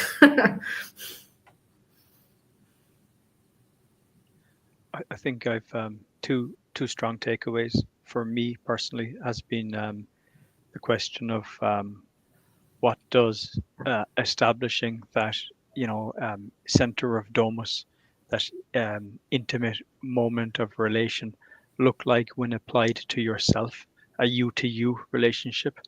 What does that level of exploration internally and establishing trust within oneself, deep self, look like? That's an interesting takeaway for me from this. And the other thing is a renewed belief in the idea of trusting in the sowing of seeds and seeing what grows.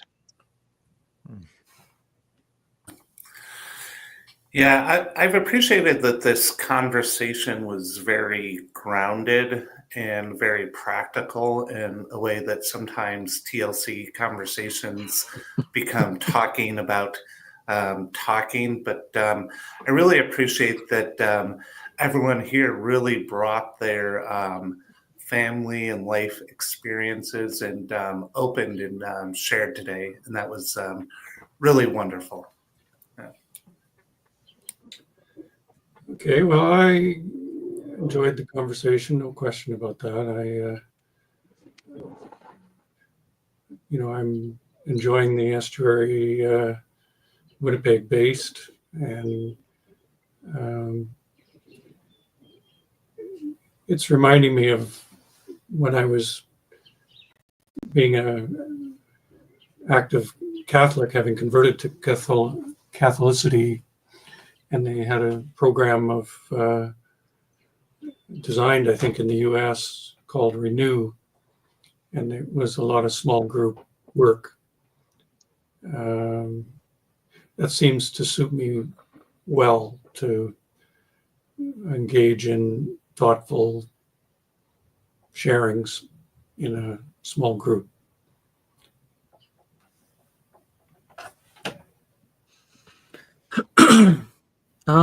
Yeah, I think my takeaway is similar. I'll repeat some things. It's like the what Jer was saying, the sowing of seeds and the relinquishing of control and just modeling hospitality. Because even that's a recurrent thing from the corner that's encouraging to me is, I don't know, I have a savior complex where I'm always trying to save the world instead of just sowing seeds. And so it is, one of my favorite, what I would relate it to is like one of my favorite things about small groups when I used to go to church that did small groups was it's this pattern of, I think, mimetic, you catch things. Like I would see my small group leader model humility and confession and problems in his life. And then all of a sudden, everybody started doing that, and it turned into a really cool thing. And I think that's part of what we're doing. That's part of what, I mean, I'm not trying to do here. It's just like, I don't know how else to be in the world. Like I just have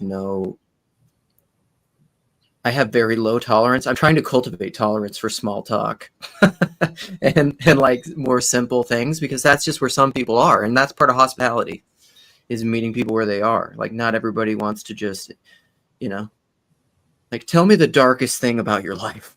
You know, like people don't want to just go there like after they learn your name. And some people do. Some do. Yeah. Those are my people. So so I enjoy all of that too, because some, you know, to everyone's point, I like the thinky talky stuff. I do it a little bit on my streams. I like to balance it, but this is the stuff that's more relatable to broader people, I think, and a lot more practical in that sense. And so, and it was great to get to spend more time with Roy, because I mean, I know all these other folks a little bit more, but it's the first time kind of hanging out with Roy virtually, not alone. So Folks, I have dropped the link, and I'm ready to bring at least one person in who's followed up on the link. But and each of you are free to go. I appreciate you signing up for this morning. And again, people sometimes wonder how to get in this. And if you're a member, sometime midweek, usually I'll leave a little note in just the post thing, and not drop a video. This week I dropped a video, just say, don't forget to look at the post thing. And I appreciate, you know, you all taking the time to block off a couple of hours and to have a conversation about, nobody knows what we're going to talk about, and to show your face on the internet and to participate in this. So I really appreciate it. And you're free to go whenever you need to. And I will bring in, I'll bring in these two. I'm going to insert something slightly random before I get off here. But there's a person in the corner in particular who multiple people have been teasing him about finding a partner or a wife through Bridges and Meanings. So yeah, if you're watching, there is hope. Cassidy here is proof that yeah, is it just a online space, or can become a more real thing for sure. So yeah, no, thanks everyone for joining today.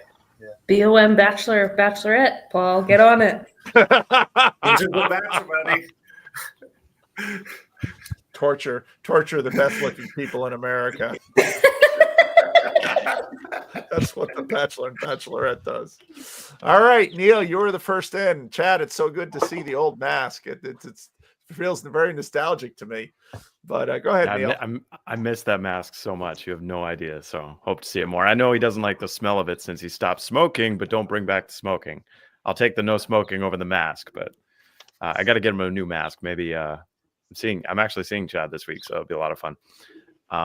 So I appreciated the topic on parenting, fatherhood. It's something I think a lot about. So I have a 9-year-old daughter, and I won't go into the reasons why, but she's an only child. And one thing I've thought about as she gets older is, or I've worried about it. You know, what does that do for sustainable family dynamics across generations when she doesn't have siblings?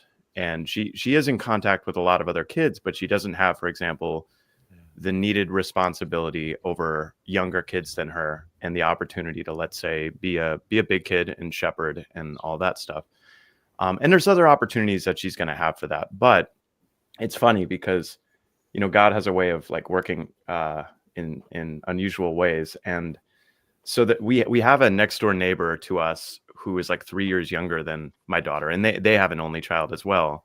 And when she was maybe 2 or something like that, she would come over, and she was in like that terrible twos phase where my daughter wanted nothing to do with her, and it was just awful. And like, you know, many years passed, or several years passed. That's the fairy tale. And now, like, she's 6.5, and she comes over, and she's got rollerblades, and she's a great rollerblader. And my daughter like goes around with her scooter and the rollerblades, and she's actually precocious 6-year-old. Like, I've just been talking to her, and it's like, wow, she's a really sharp 6-year-old, and it's awesome. And they're having adventures, and they're digging in the dirt and building things, and so she has a like, I remember when I was a kid, I grew up in townhouse development where it was just like my best friend was the row of townhouses directly over, and I could just walk there. Like, we had walkie talkies even, but I could walk there, and, you know, I'd be there in like 30 seconds. And, you know, that close knit intimacy of childhood where you can just go and play and be. And anyway, so I just wanted to share that, and that's something that I would strongly recommend to any new parents. You know, it doesn't have to be right away, but within like maybe the first 5 years of a kid's life, like, make sure that they can have that open-ended play with other kids. So, said my piece. Thank you all. All right.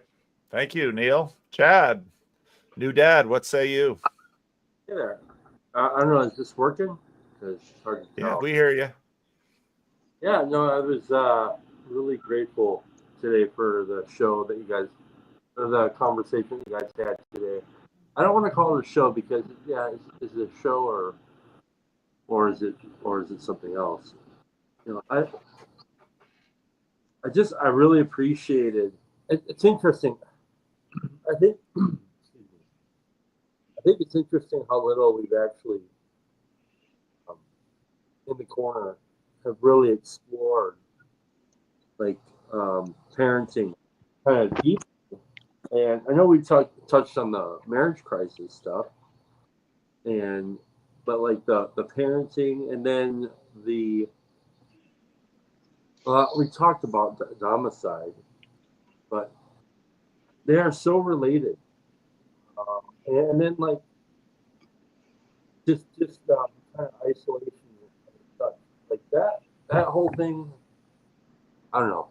I was just really grateful to hear it today. I really was. I thought it's like sometimes it's I feel so locked up that I can't talk to people close to me. So it's good to kind of hear some of your guys' thoughts on stuff, and like this, what's interesting is, like, I guess when we do start to talk about these kinds of topics, how much of the fixer in each of us wants to come out, start managing other people's problems, and rather than just kind of letting somebody put it all on the table, you know. And I suppose this isn't therapy, but I'm really skeptical of therapy. Thank God this isn't therapy. So anyhow, that's what I want to say. All right. Yeah. Thanks, Chad. David. Hello. I was kind of thinking during some of the conversation, there's a couple of things that I'm kind of getting stuck on. One is, I think, like, this is going off of Luke from before, who can't help but mention how he hates small talk. The first one of these that we did in a long while was Luke was there and was again talking about midwits and how he hates small talk and all that stuff. And I'm realizing that a lot of our deep conversations, when it's the first thing that happens in the corner, it's actually corner small talk is like, here it's the version, it's our version of, did you see the sports game yesterday? Is like big word. Like when someone is going to a new church and they're dropping Calvinist buzzwords, that's actually small talk. It's not the deepest levels of conversation that they can have. Or if you're in certain groups and you drop philosophical terms, it's not yes, Neil. That is correct. It's just like, is this deep or is this our version of small talk? Our version of testing the waters, our version of all that stuff. Luke, That's defend deep. yourself. I agree with you. I think that's right. I think that's probably true. I repent. Yeah. Hockey becomes small talk. You're hard to hear, Chad. Michael. So the thought I was thinking about, kind of with all the marriage and family talk, and how we bind communities together, things like that. It's interesting how, like, the image of marriage, especially after like Adam and Eve, it's that, like, the bride of Christ, it's a stranger, like, and marriage is the thing that turns strangers into family. And then children are, you have that relationship by default, but children aren't supposed to stay in their family, in their home forever. You're supposed to leave. And so the relationship with the stranger is the one that's supposed to be permanent and local. Like, your wife's not supposed to leave your side, but your children kind of get sent out, and then they have to connect with other people. And it's kind of like, that's the way that this sort of human network of families is supposed to exist and grow. But it's just interesting in that way, because we are the stranger to God, and so in our relationship with Him is secure. He's not going to let us go, but He does let go His only Son to allow that connection to be paired. So it's just this thing of balancing, because I think about it especially with, like,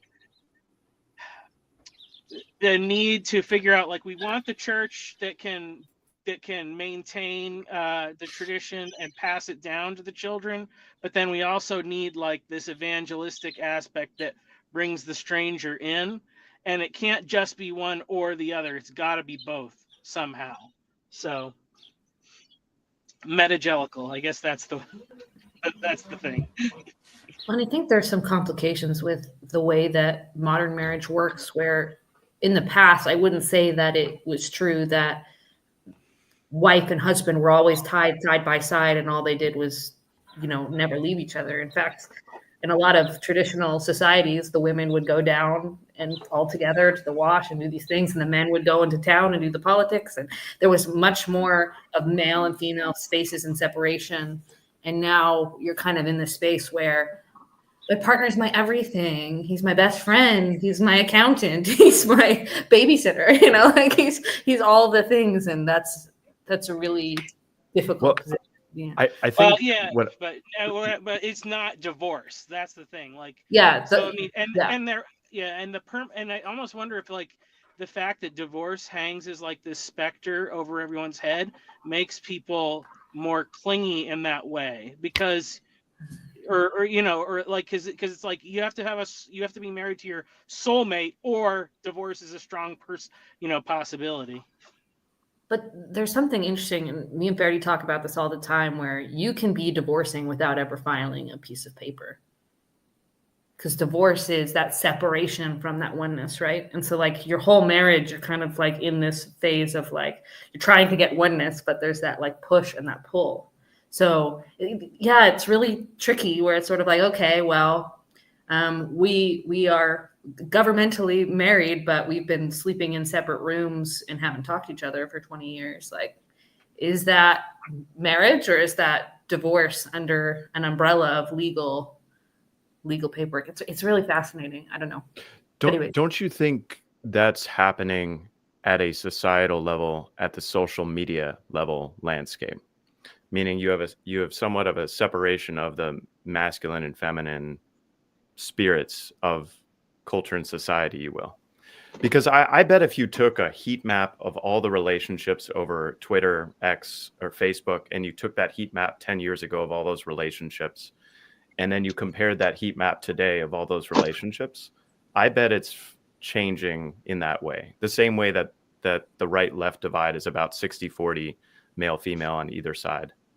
And so I see that gravitation of like the male-only spaces and the female-only spaces happening more organically without anyone calculating, like without anyone enforcing it top down so much as just natural proclivities are causing that separation. Yeah, the social media question is really interesting because in some ways it's like we're more connected than we've ever been before, but we're also more disconnected than we ever been before. And you can look at I was listening to Jonathan Haidt on something, and he was talking about how, you have Gen Z with all of the like scoring better in all of these sort of positive behaviors, like lower teenage pregnancy, lower drug use, alcohol use, all of those things. And he's like, okay, yeah, those are great.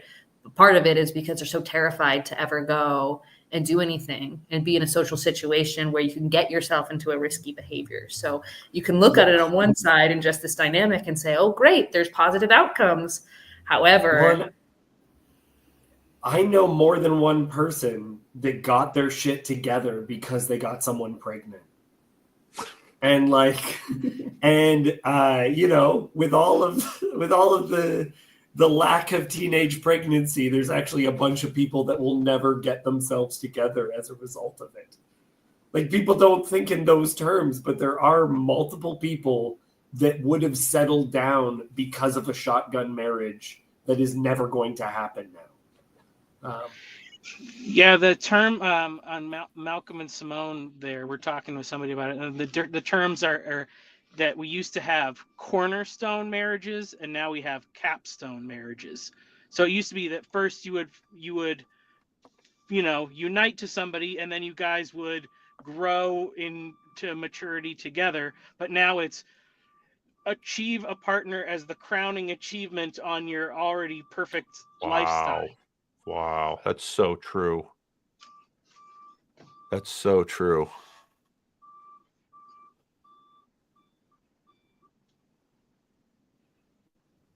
Yeah, I made a comment earlier in the conversation. I forget what it prompted the comment, but I think it was something from Cassidy.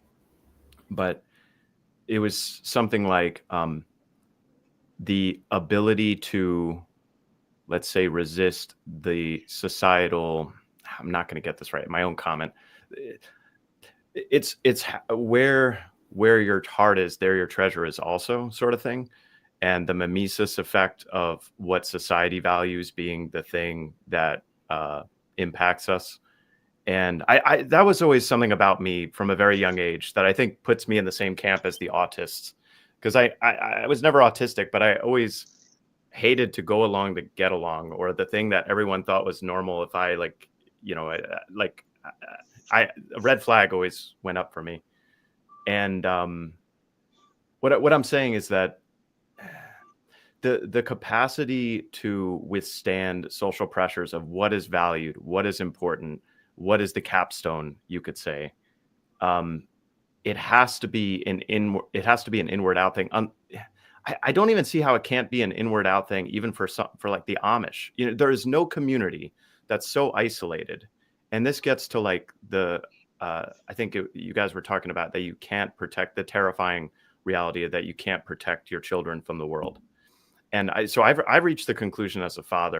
I don't know exactly when I reached this conclusion, but I reached the conclusion that the single most important thing that I can do as a father is ensure to the best of my ability that my daughter keeps her faith.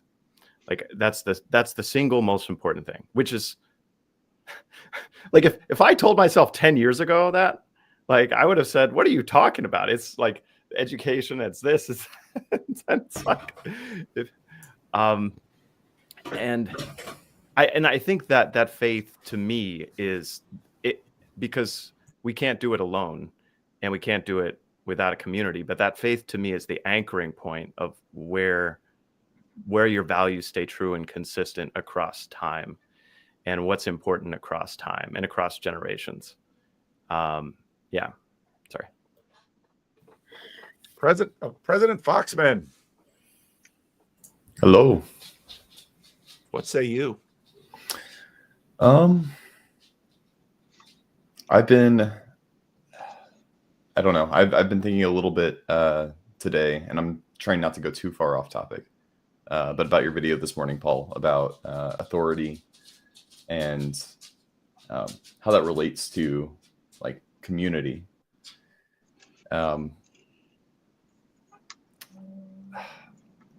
Where is the role for critique is one bit. I was kind of going back to a conversation I had with Neil the other day about you know, are we allowed to go wrong on purpose? Is there room for only one person being right and then everybody else is wrong, and there's a wave of correction one way or the other? And then being estranged from a community as well. What does that mean? Somebody was saying in the chat that don't let the monsters into the church, like don't let the sea monsters in. And the question is, when do you baptize the monsters, and what does that look like?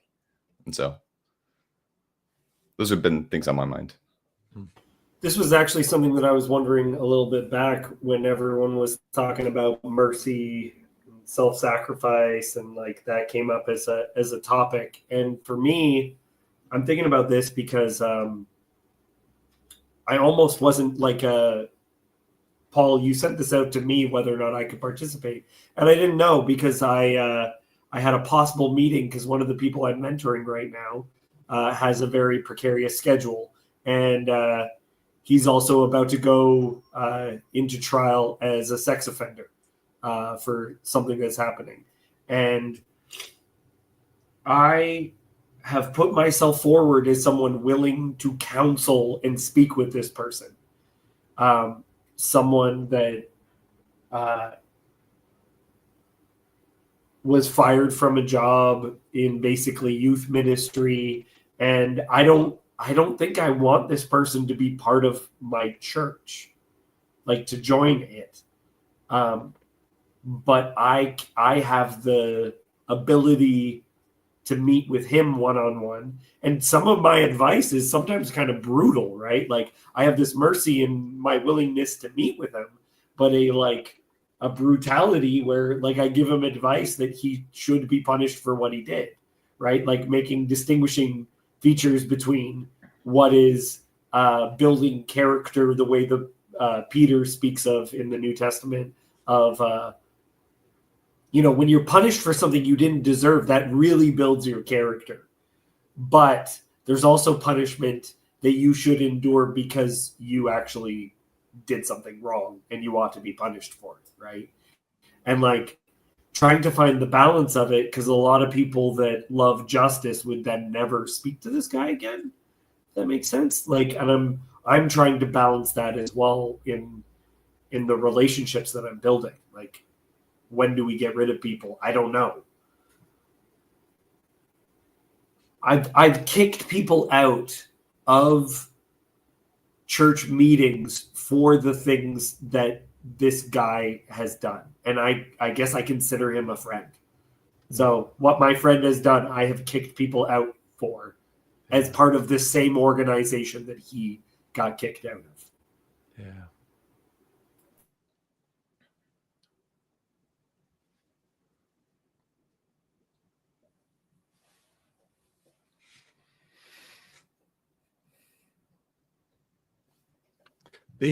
I think about two prominent people in the corner. I think about Rod Hare and Mark D. Parker. We got into this at the retreat a bit. Is your spouse the person that, especially the woman, she's the hill that you die on? Or I did a video a little bit ago from the woman who was talking about her husband on TikTok about and then there was the response video by Sears.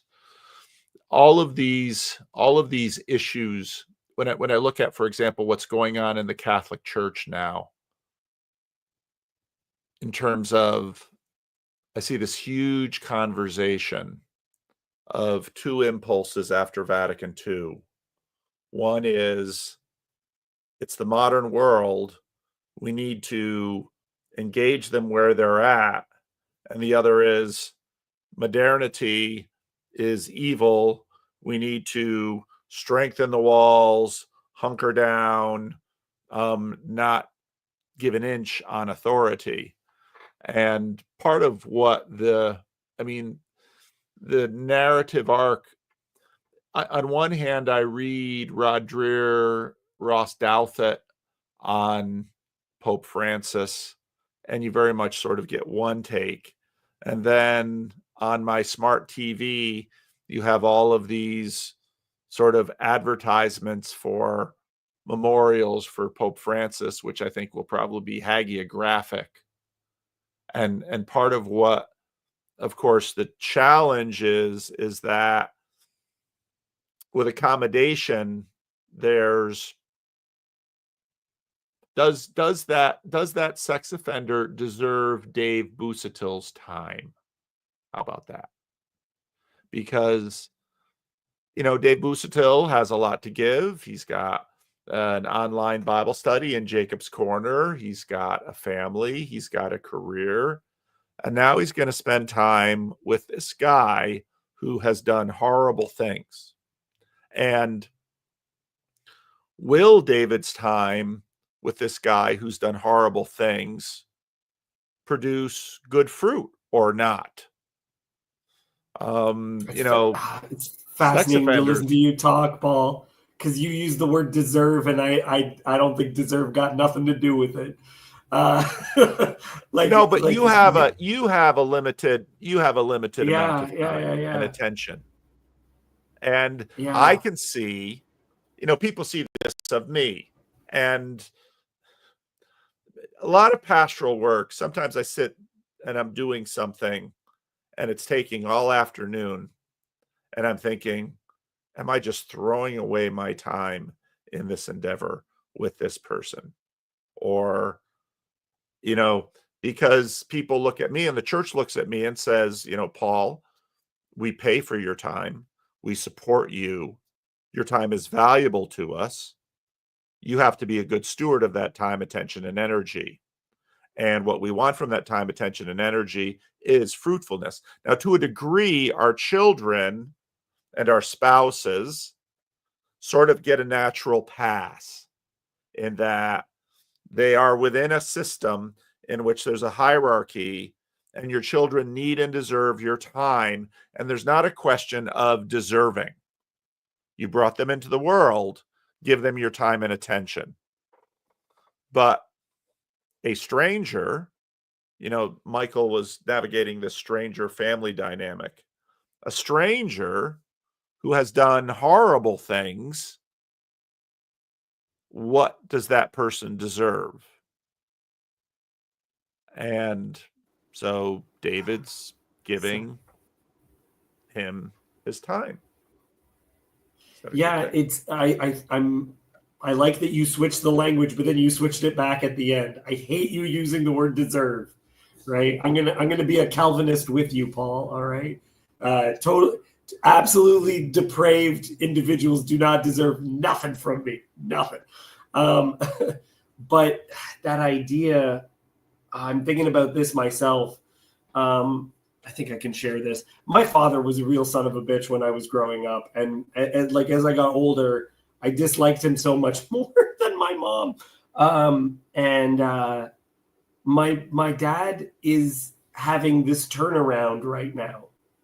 And both of my parents want me to talk to them on the phone. And when previously it was just all small chat. And now my dad wants to have conversation about repentance and about Christianity, and we do a Bible study and all this other stuff. Wow. And he arguably has done more that would make it so that he deserves less. Mm-hmm. Whereas my mom just wants me to talk about how the weather is. And I just don't know what the point of my conversations with my mom are. It's actually, it's harder for me to justify, as you said, that use of time. Where I feel like when I'm talking to my dad, things are now changing and he's moving in different directions, and I can see this growth. And so yeah, what's a better use of, I don't know, what is the language that I'm supposed to use? Which is partially why in the comments I was arguing with people about the difference between self-sacrifice and mercy, right? You 'Cause guys some are people trying are to left brain a merciful. right brain. I mean, Yeah. you guys are trying to left brain a right brain discernment, as I see it. Yeah. Yeah, where it becomes so intuitive, or it's like the way I was thinking about it is Torah versus wisdom literature. Because the idea is that the Torah is just black and white. Someone does this, you pay that. You do this, you do that. And then you get the wisdom literature that says contradictory things all the time. Because it's complicated and you don't have an easy answer. And so we're going to put the correct answer in Job's idiot friends' mouths, where it's the correct answer at the wrong time. And then you go like, what is he right or is he wrong? Oh, right. Yeah.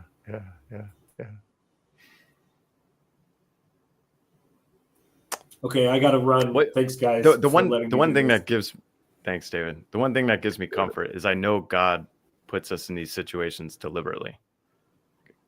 Yeah, and so if that's the case, and if you trust, that's it. You do the best. I forgot who said as parents, but it's in everything. We do the best we can, and ask for forgiveness along the way.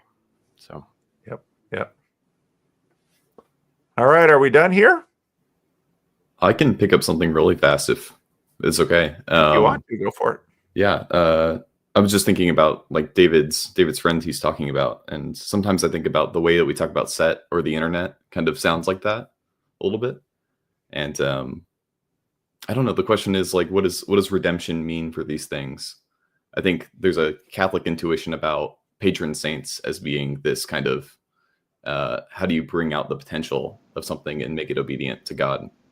But yeah, I think that'd be interesting to explore a little bit more. I think we sometimes have the attitude of like do not touch is wisdom. That it's like, oh, it's better to refrain than to ever interact with something that has brought about something so terrible. Yeah. I was just going to add the kind of thought that, why I think that the Calvinist position is actually like the more stronger base from which to evangelize, because when we have these situations with these people, and we want to put the responsibility on them, or the degree to what we want to hold them responsible for their actions, and then we and the refusal to change, then we give up on them because they've had enough chances, they've had enough opportunities to do the right thing, and they keep blowing it, and then we say, I can't deal with this anymore.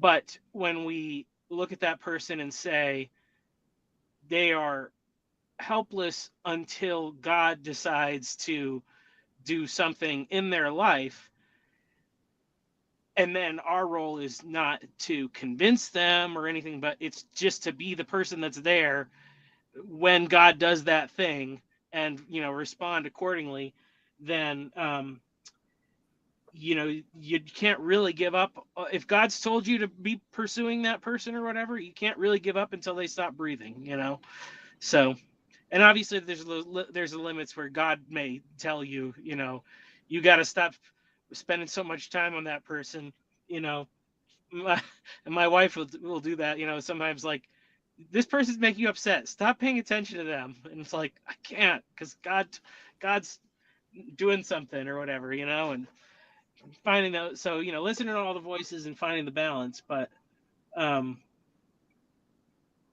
it's God that does those amazing things in people's life. So Yeah. I don't know if Chris is talking about David Zanstra. David Zanstra, if you Google him, you'll find that he's a Christian Reformed minister. I knew him. He was from a church in the city right next to me. I was in classes with him for 5 years. Worked on committees with him. He was charged with the abuse and murder of a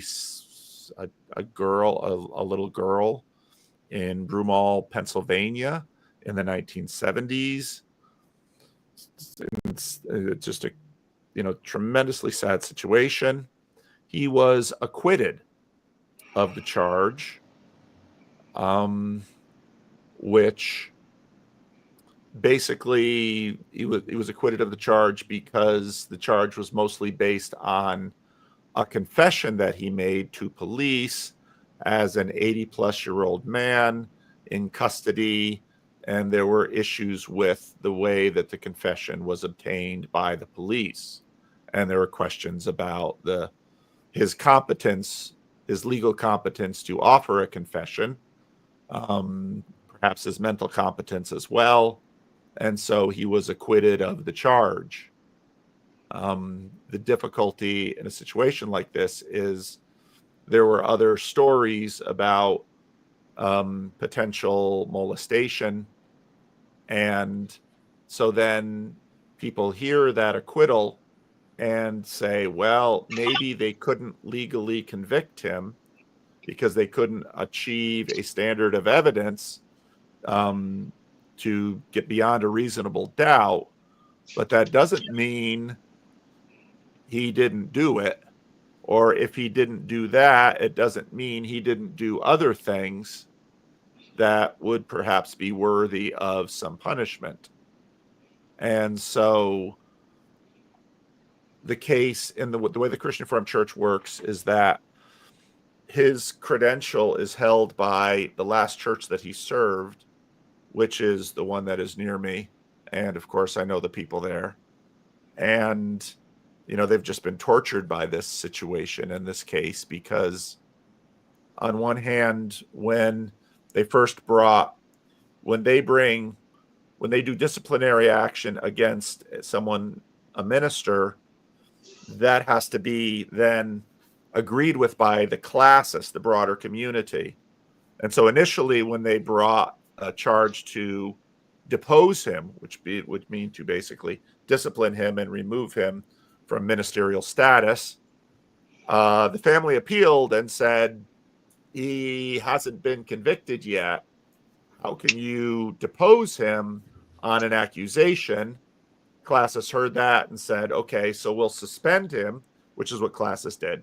It was much more a question of what is his status, because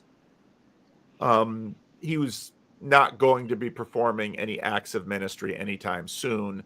And as a retired person, his status is more ceremonial than practical at this point, especially in his case. And then now with the acquittal, that poor local church, what do they do now? Because they might just leave him in a suspended state until he dies.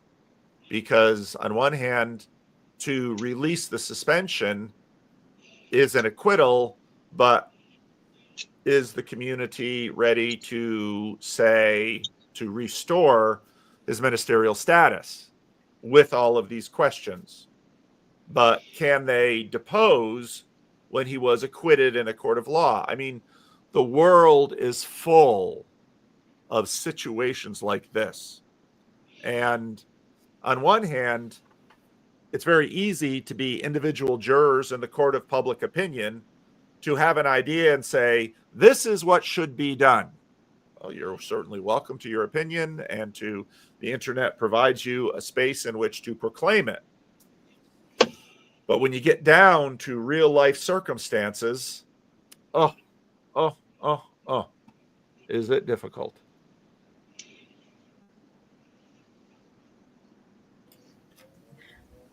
I think there's also the question of how merciful is it really if someone has a tendency to a bad behavior, to put them in a place where they're more likely to participate in that. Is that really merciful?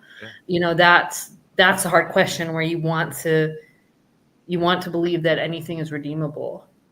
And yet there's still that sense of it's not, the excommunication is not always about punishment, but it's about the health of the soul.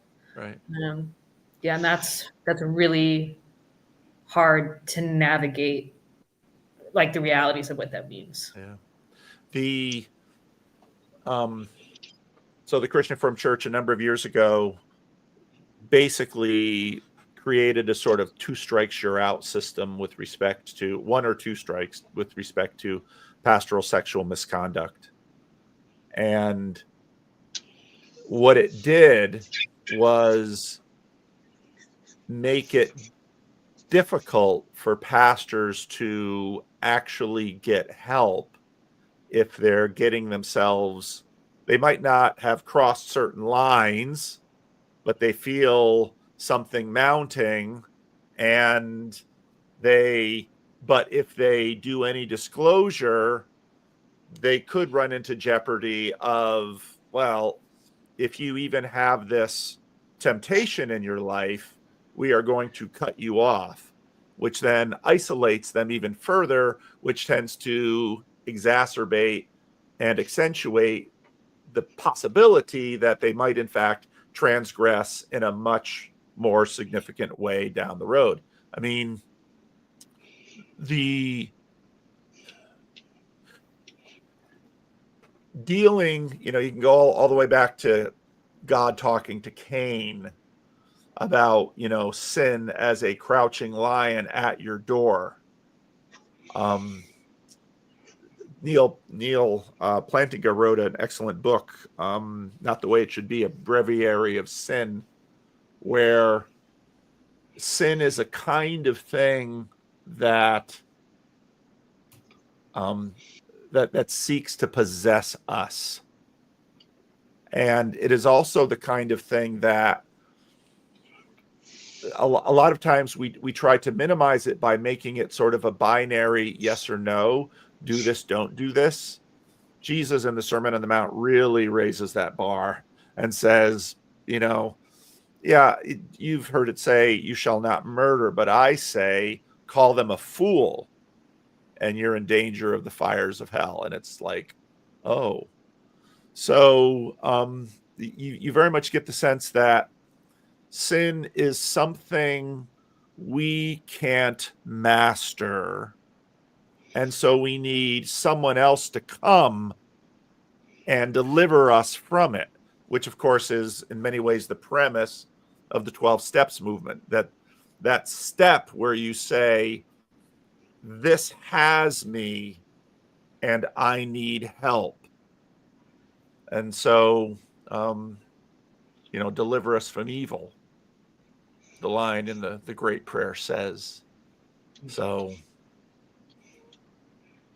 and then to work with people in the midst of this, and in the midst of generations of hurt, where you're talking to someone and you hear their story and you hear what they were subjected to through no fault of their own, sometimes in childhood, sometimes not, and you understand why they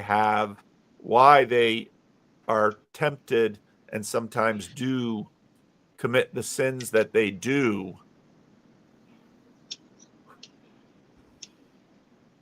And then there are cases where the part of the trial of pastoral ministry is you become involved in a situation where there are just no good outcomes. And you see this with, let's say, a situation of a bad parenting, and so divorce is perhaps better than the alternative for the sake of the children or for the sake of the spouse. But God hates divorce, quoting scripture. And even in the case of, let's say, adoption, where here this infant has come into the world, and any reasonable observer will say this woman or this situation is unfit, even with a very low bar, to entrust a child to it. And so for this must be severed so that this can happen.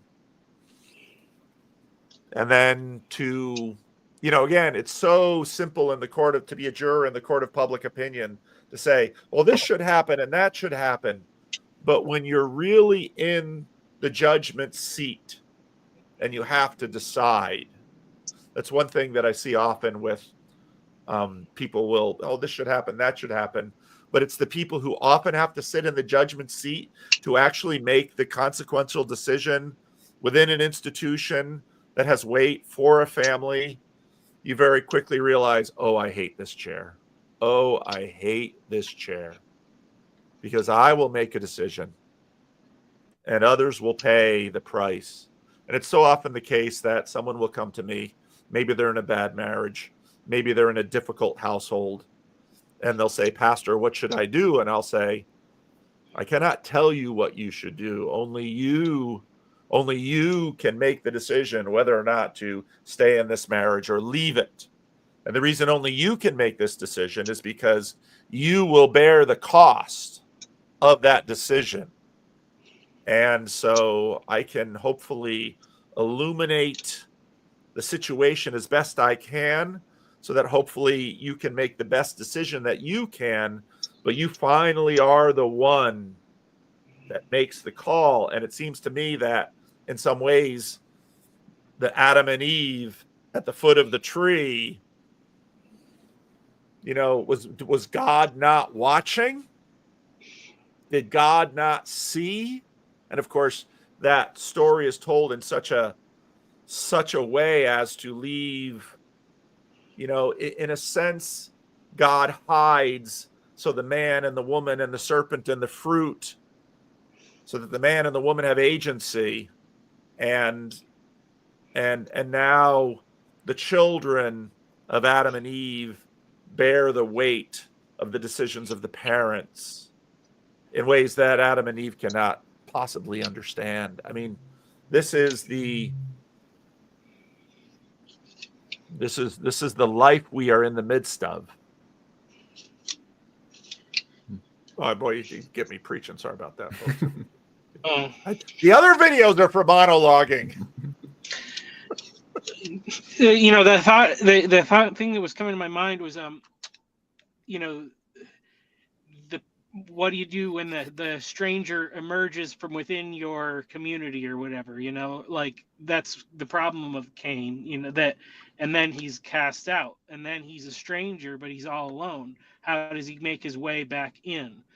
And obviously like Christ is the resolution to that. But on the more practical level, I remember there was a group, I think it was a retired pastor back in New England who had set up kind of this ministry or whatever for pastors. And, not just for accountability, but for all the kind of support that pastors need to have like groups.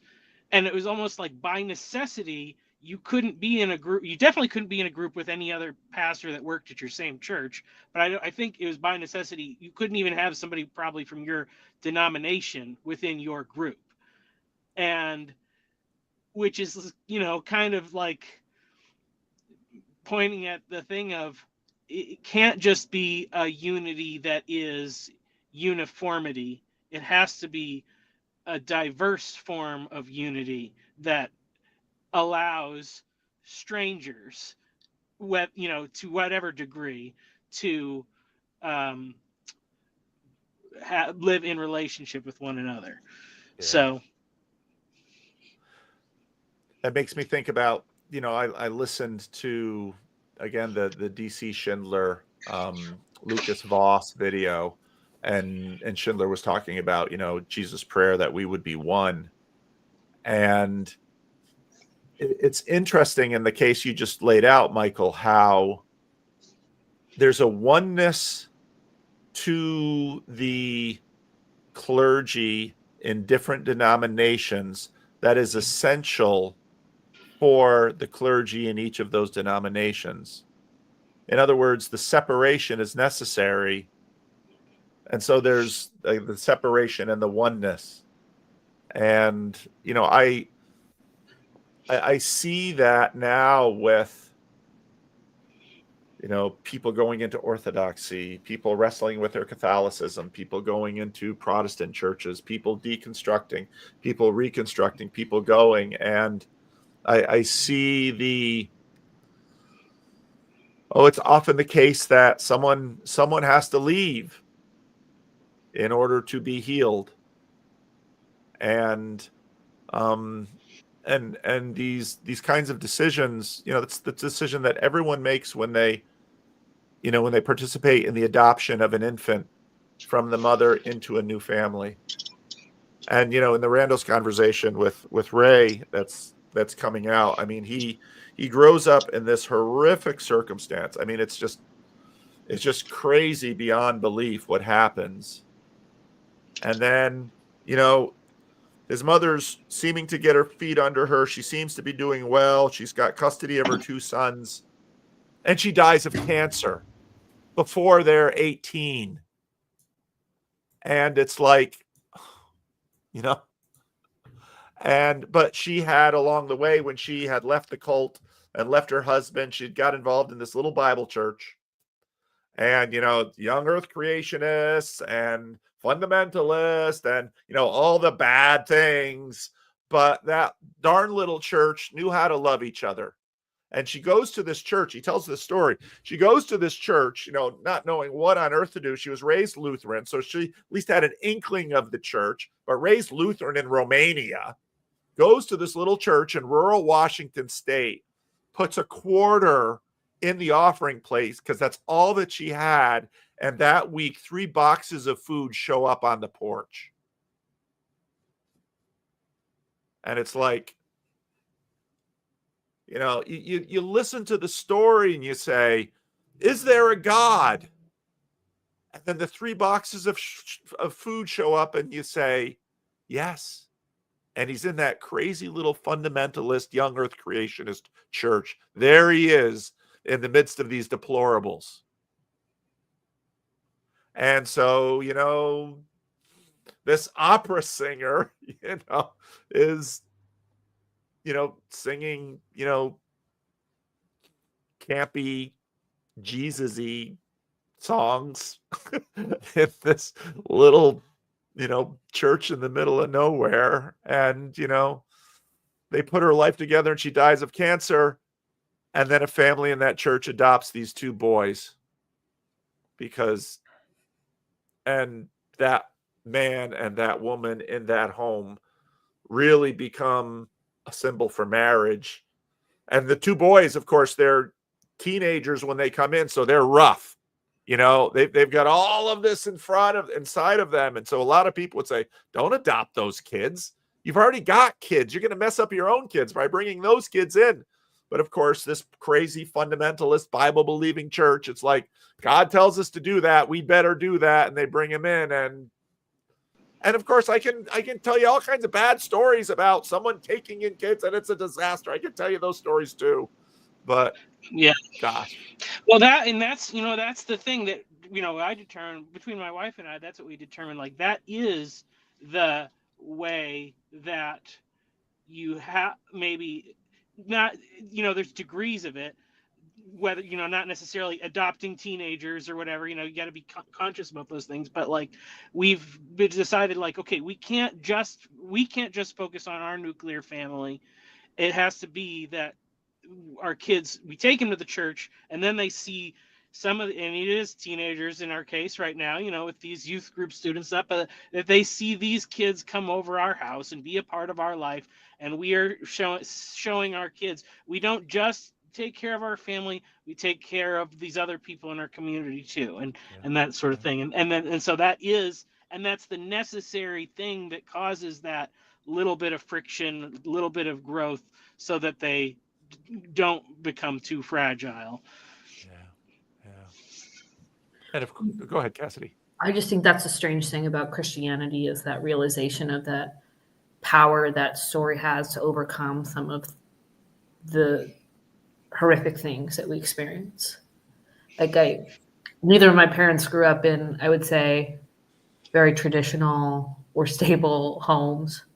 And particularly my mother had a lot of abuse in her family, yet to see the path that she took and the way that overcome and transformed. And the way that she was still able to like find grace and forgiveness without cutting off a family system that gave a lot of burdens to her, while still being honest with the struggles with that. That right there is sort of this like model of like the power that has in transforming people's lives and overcoming evils you wouldn't want anybody else in your life to experience. But in that same way, it's like, without that, I wouldn't have understood the power of what this is. And it's just, it's very strange. Very strange. It is. It is. Well, it sounds like the words of Joseph are echoing, right? The what you meant for evil, God meant for good. And it just seems like it kind of follows all the way through, that it just keeps on going. Yeah. It's turtles all the way down. Well, and it's just so, Mark says, and you're never quite sure what things mean because language is so contextual. What I'm looking for, what I'm always looking for is the redemption of the world, and 2 hours north up at Bethel Redding, there's a church that says, well, if you have the right ministry tools, the miracles will come. And well, I've seen miracles. I certainly believe in them. But I also know that when they were watching Jesus get crucified, they said, he saved others, he can't save himself. And I that's one of the most poignant lines in the gospel for me, because he was saving others by not saving himself. And that's what people regularly do. It's that voluntary self-sacrifice. But there's so many gray areas, like Dave Busito was talking about, where I'm going to come into this space and I don't know that I can save you. In fact, I'm quite sure that I can't. I'm quite sure that I can't. But I am going to come into this space and I am going to try to do what I can for you, even if the only thing I can do for you is to be here with you.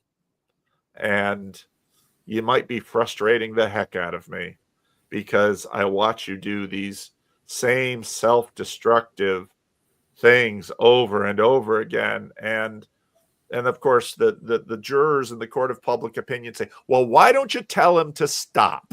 And it's like, you try that. You just go into that situation and tell that person exactly everything that you see they're doing wrong. And you tell me how well that works in getting them to stop. And of course, every now and then someone will do it and they'll listen to me. You're right. And they stop. And then it's like, not even that is a rule. Yeah, it's interesting that what you're saying about the salvation part, because it kind of, to me, parallels similar to this idea of like the creation part of like when you have a child, it's not really like you're creating, but you're participating in the creation. And in the same way, it feels like what we're called to do as Christians is not to save anybody, but be in participation with God in the salvation of ourselves and others. And that's like cool and scary and weird all at the same time. And I mean, if you really get into the lives of the saints and some of these holy fools and things, the idea of salvation becomes so complicated and weird, more than sort of the more simplistic, easily digestible kind of idea of salvation that I certainly grew up with. Sam wants to come in. I will stay in for Sam. I'm going to Sam, gotta let Sam in.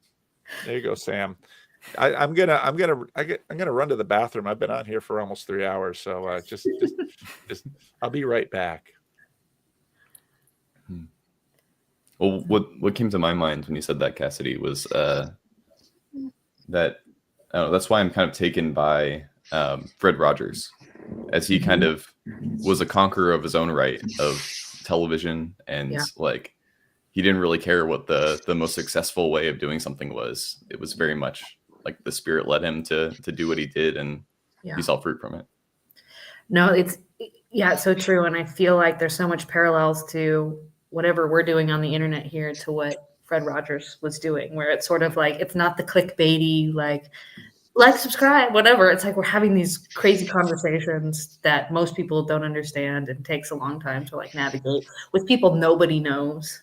And yet there's this like, in the quietness of that, in the lack of flashiness of that, there's something really powerful in it that is hard to put to words and to understand or like show how it works, but it does. I don't know.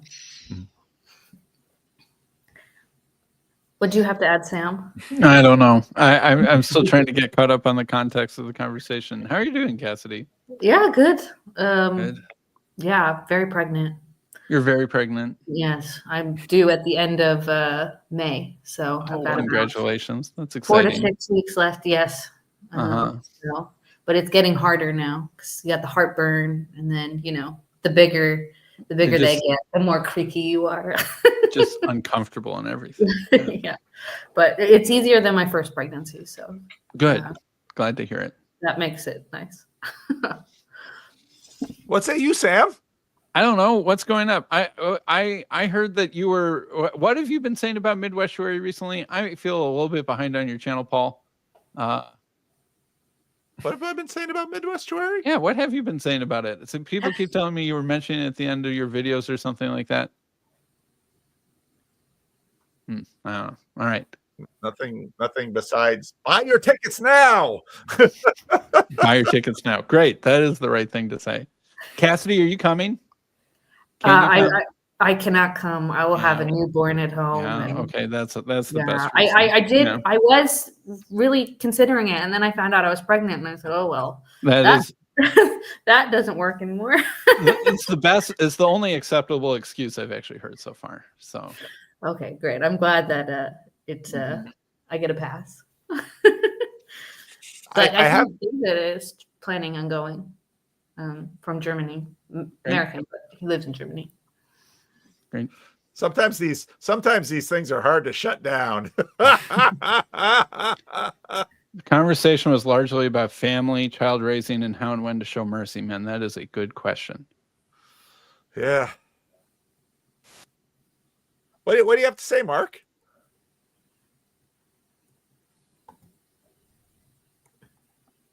I'm sure you didn't just jump in to show us your beautiful beard.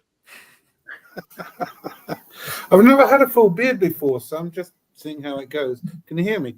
Oh yeah, just fine. Cool. Can I change the topic completely, or go for it? I'm shutting it down at the top of the hour. Okay, so there's someone in the comments called, where have they gone? I can't find it. Trini. Yeah, I haven't recognized that before, and they didn't show signs of being a person behind a mask that I regularly. Paul, could you explain the title of your most recent video? What will you fuel your time machine to climate level authority with? Yeah, that is a very complex sentence. That's a complex sentence. That's not obvious? Come on, Sam. That's the most obvious title I've ever made. Are we going forward or backward in time? So I talked in an earlier video this week, I talked about authority is to climate as competence is to weather. And so John Vervaeke talks about the fact that people, when they see their parents basically as competence, they, oh gosh, here we go. This is the way this corner goes.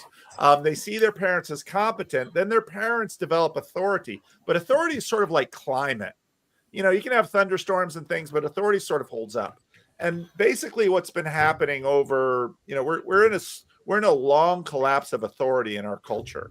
And authority is necessary for navigation, and authority is necessary for community. And so part of what's fueling, so then I did this amazing conversation with Ray that's still in No Wait, No Ads, but it's coming out soon, where he tells this whole story about growing up in a cult and then his mother in the fundamentalist church and then going to Tim Keller's church in New York City and then eventually going to Orthodoxy. And, I'm talking to Cale about the whole Catholic situation with Francis. And, so much of this stuff just boils down to authority, that there is no shared authority. People are looking for authority. And in many ways, and many churches are sort of trying to imagine the church to be a time machine to take them back to, let's say, the early church or to the 5th century or to the Reformation. So let's go back to a place where authority is still there, and then I can navigate the world, and then we can have our community. But right now, part of what's happening, let's say for people going to Orthodoxy, is they're trying to fuel their time machine with what? With liturgy, or with ancient credibility, ancient credibility, the Word of God, the preaching of the Word, the Eucharist, and the papacy. So I'm rereading this book on Vatican I because Vatican I and Vatican II are very much connected. And Vatican I is in the 19th century when the church is just losing and losing and losing, and they're losing the papal states. And suddenly it's like, we need to get control here. Well, how can we get control? Well, why don't we have an infallible papacy? That'll get it back. And it's like, so, and there's often a case where the more and more felt authority someone loses, the higher they, the they ratchet up. Yeah. They ratchet up the symbolism. But nobody and relates to parenting, anymore. Right? When your kids aren't listening to you, sometimes you feel like you need to yell with a louder voice. Sometimes that kind of works. Sometimes you have to listen to me because I'm your dad works, but it also works best if you can have that sort of deeper level of respect that gets built up. And sometimes saying you need to respect me more doesn't. It shows the weakness. It shows the weakness, which sort of undermines the request. Yeah. If you have to remind your children that you're their father, it already shows you're really down a lot of chips. Yeah. If you have to remind people that you're the Pope. But I think that, in this kind of crisis of institutional credibility, right? Institutions are one of the things that they can do is that they can have credibility at the institution level, and then people fill in the roles in the institution, and they can get respect that they didn't earn as a person, but is respect that the institution has earned for them. But then you have to do the thing where you're living into your role in the institution, right? Right. And you're not just the person, you have the vest or the uniform or the title or whatever it is. Right. That, kind of is the way of putting on the cloak of the institutional authority. But institutions seem to be shooting themselves in the foot. And a lot of this has been activism inside of people within institutions that have some goal that's larger than the institution, that they're using the institution as a vehicle for an agenda or a goal that's bigger than that. And that's been a big part of the decline in the respective institutions is activism, I guess you could say. Yeah. The long march through the institutions mostly just weakened the institutions. Yeah. Ironically. And one would argue the Protestant Reformation did the same thing. It was a movement to ostensibly reform the church, but what it did was weaken the church. But you can also argue that it did strengthen the church too, because and sometimes the church needs to be weakened. You know, if a church is corrupt and using its power badly, then that weakening is what needs to happen. Like Ross Douthat's column on the death of Pope Francis was excellent. I suppose he's been writing it for the past 5 years, and so that's why it can be excellent.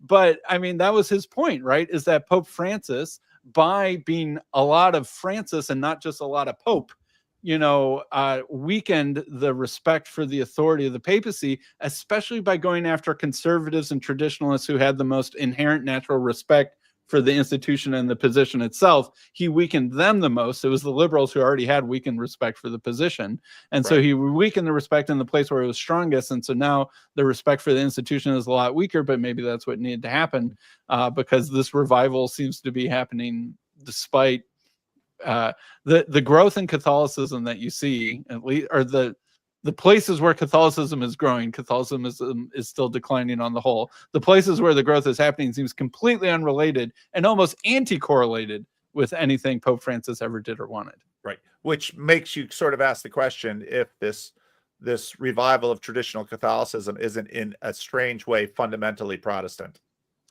Yeah. I think it is. Yeah. Hank is still a Protestant. Let's just be clear. He's just a Protestant who goes to a Catholic church. I can say these things. Hank will say meaner things to me. So all right, Mark, you wanted to open up something new, so go ahead.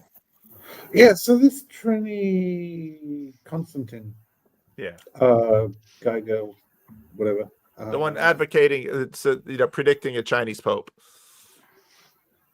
Oh, I didn't see that one. But he was asking, and I felt there were genuine questions. You can't really answer genuine questions in the chat. So I was thinking maybe we could persuade him to come in and he could ask us the questions and we could discuss them properly.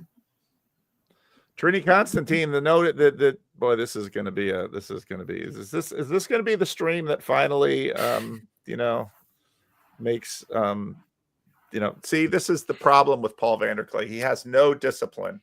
When I did the speed randos thing, Grim Grizz was like, yeah, it's a nice idea, Paul, but you'll never pull it off because you don't shut people down like you should. And again, when people say that to me and I tell my wife, yeah, people say I don't shut people down like I do, and she just laughs.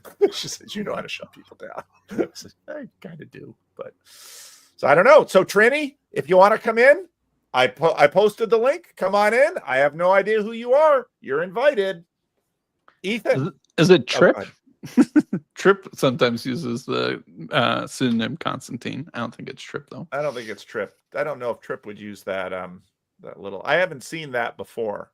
So and the patterns didn't remind me of some of the people who come in with different names every week. I have mental images of those people, and sort of when their comments begin to fulfill a pattern, it's like, oh, it's you. So Ethan, what say you? I cede my time to Clara. Oh, Clara. We haven't heard an update on our study of us. Who are we, Clara? Please illuminate us. Well, can I just quickly interrupt? Sorry, Clara, looking cool with the shades. Were you smoking a cigarette? Oh, that'd be nice. I'm waiting for the survey to fill in. What's going on? Well, I mean, I don't feel qualified to tell you who you are. I think you know that deep down in your soul or something. But we're looking for someone to tell us who we are. It's coming. It's coming. Believe me, it's coming. But Ethan, I hadn't had a chance to meet you yet, so I just wanted to say hey. Well, I came here because I want to say hi to Sam because I haven't got to say hi to Sam. So. No, well, Ethan, what do you have to say to me besides hi? What do you believe about Jesus? Because I get the whole Trinity thing. That makes sense to me. But what about Jesus? I think Jesus was the Son of God and the Messiah. That's what I think. Yeah, the whole channel. Yeah. Some people seem to think that you need to say more than what Peter said when he was asked, who do you say that I am? And he said, the Messiah, the Son of the living God. Some people think there's extra stuff, but Jesus seemed to say that was inspired by God that he said that. So I'm fine with those two things, Son of God and Messiah. I think that makes sense. Can I give you extra stuff? What, Mark? Can I give you extra stuff? Sure. So I was watching is it called The Chosen? The series about Christ? Yeah. Mm-hmm. And he rides in on a donkey. And all this had been predicted. And I'm scratching my head thinking, how did the prophets know that he would ride into Jerusalem on a donkey? Or did Jesus do it because he knew that was the prophecy? And it's like one of those things where it's like, are you really going to pull Excalibur out of the stone? Can I finish my thoughts? No, go for it. And I think the reason they knew is because he told them. And then the question is, for me, it's like, well, if someone is immortal, what would he sound like? What would he say? And if you look at Christ in that respect, it's like, that's exactly it. This dude was immortal. He spanned the whole of time, and he communicated with whoever the hell he wanted. And he is who he says he was. Yeah, And but Mark, there is a slight complication with calling him immortal. It's the part where he dies. Eternal. I don't think I can go into that, but the concept of death needs to be rethought through because it doesn't actually work.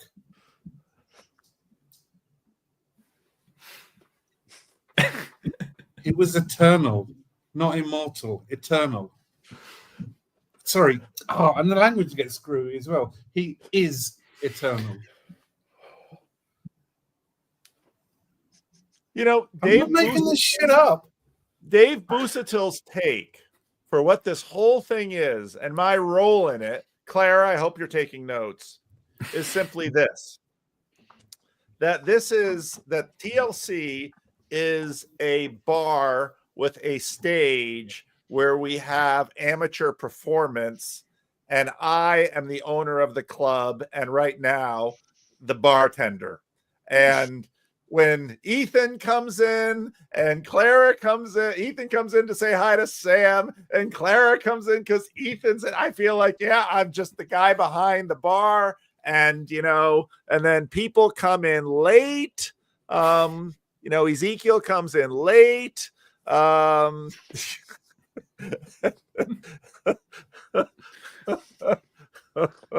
the bartender who, when they says last call, everyone sort of knows they're bluffing because we don't respect the authority of that initial thing. We know that you're overstretching your actual authority sometimes when you say that. That's right.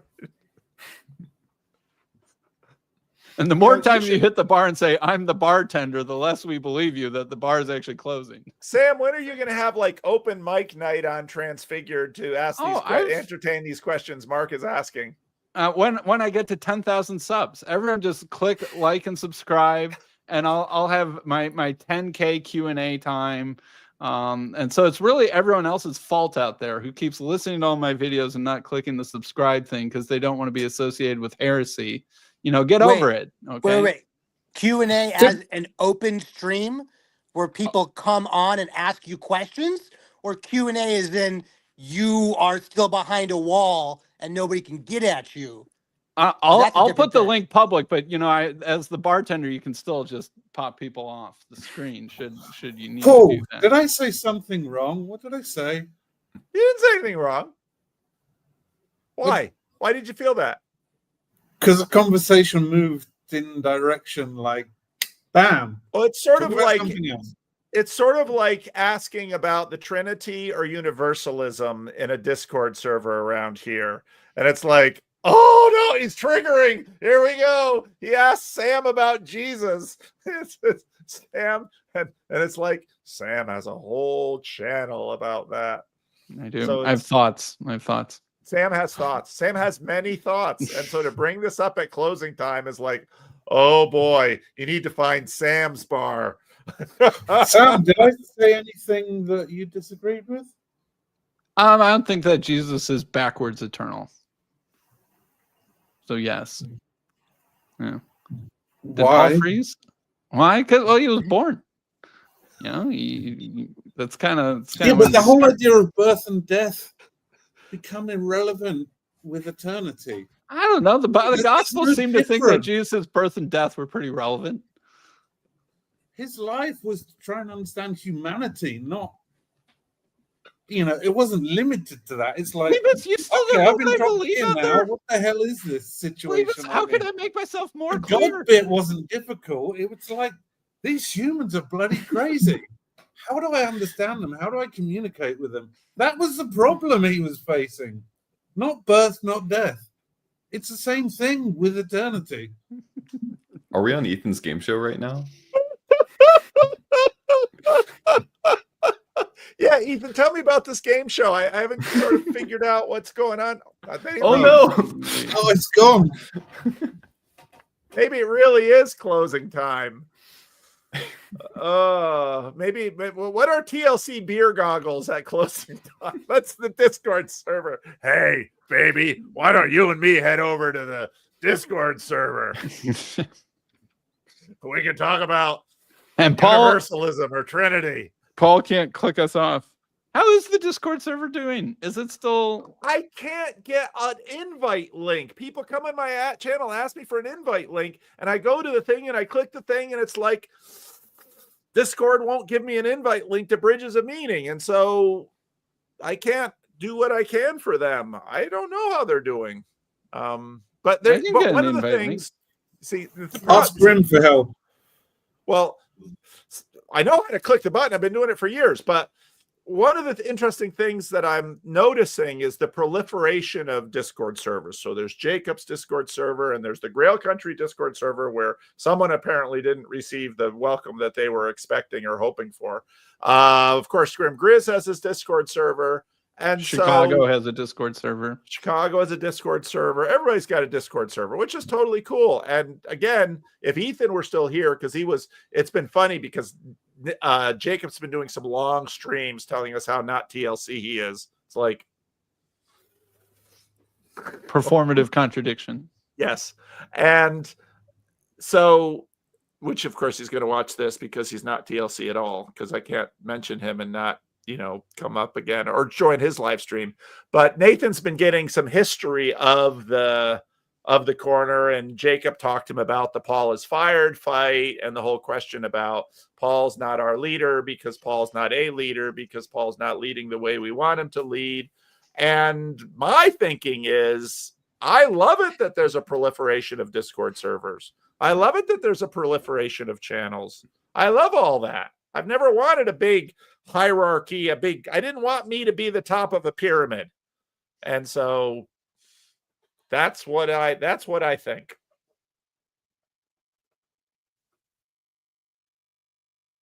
Discord drama centered. All right, are we done? Have I killed it finally? Perhaps. Yeah. Who do you think Jesus is, Paul? Jesus, the Son of God, second member of the Trinity. Booyah! What's that? What's that even mean?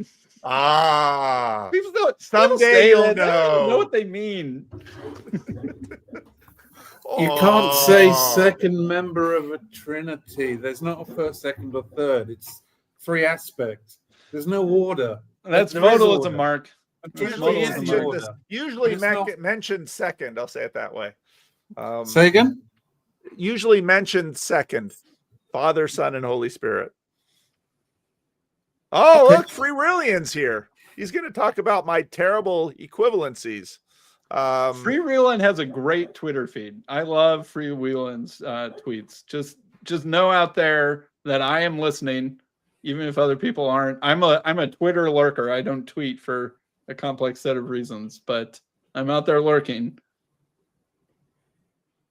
Yeah, I know you do have a Twitter, and anyway, that's a long story. Yeah, 108. Thank you, Sam. Yeah, Free Really, and I haven't seen you in the comment section for a while, but I do see him on Twitter fairly often. Fellow Midwestern Metagelical. So yeah. We're all just right. Midwest Are we done here, or Mark, do you have another question for Sam? No, we talk about who I think the Holy Spirit is. It's not a who. The who is the Holy Spirit is God. It's not some Mark, what time is it in Tbilisi? If you're Unitarian, I thought the Holy Spirit didn't exist. No, people. Common misconception. I'm charismatic, for heaven's sake. I love the Holy Spirit. It's great. It's not a person. It's God's person. Do you know what the Holy Spirit? Do you know what? So I equate Holy Spirit with Logos. which in modern Also speak modalism, Mark. is electromagnetic force. It's a sine wave. It's a vibration. It's the movement. It's what connects everything. Tayo is That's the working Holy so Spirit. hard to end this stream. How many tickets have we sold? See, the problem is with you guys complaining like this, you're triggering the troll in me, and I'm just going to leave it on to torture you. We have sold 95 Midwestuary tickets. 95. That's pretty good. Awesome. Hoping to sell more, but a lot of you are procrastinators. Time to buy your flights and stuff. But 95 tickets. That's pretty good. All right. Let's see. What branding should I end this with? I'm definitely going to play Chad's poem. Because that one is perfect for today's stream. But anybody who is here for the topic has long since clicked away. We can always play this. Also in today's community report, Clara, our resident sociologist, had some relevant things to say to the world. So this is my kitchen. You can even see that there is a fly trap behind me. That's something I would have removed if I had really thought about this, because that is disgusting. Right now I am roasting chicken to eat later today, and I feel like I need to justify that to myself and to the world, like literally to the world, because I'm live streaming. See, isn't that awesome? That's awesome. I love that. All right, I'm gonna land the plane. I'm gonna land the plane for real. Let's see. Where's Chad's poem? I love Chad's poem. Here's Chad's poem. Still I have it. There are moments I conveniently forget that I'm a 40-year-old man. The last vestiges of a ghost long dead. The ghost with a Messiah complex. A Messiah too lazy to rise or ascend. Happily hurt and hard. A hanger-on or haunting of a time past. A heroic dream of the harrowing of hell. Failure to launch. Cling to a life vest. Treading in spells that linger and last.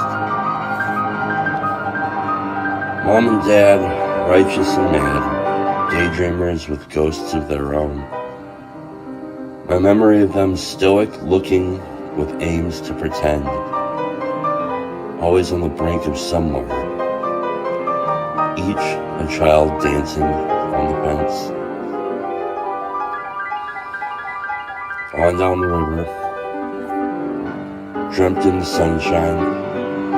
Saturday morning cartoons, the only Sabbath I knew. A disciple of Jim Henson and John Hughes. Worship in cathedrals where the Toys R Us. Baptized in ball pits. A clown served the sacrament we eat. More Pepsi and Pizza Hut. Say please. Say cheese. Between Kurt Cobain, a scrambled cable screen, towers tumbling, Super Bowls, and reality TV, the ghost is constitutionally unwilling and intrinsically unable to see and be seen, searching madly for attention to seek. But you could be anything. Never say never. If you've got nothing nice to say, don't say nothing, ever. Don't talk to strangers, see what I say, just do it.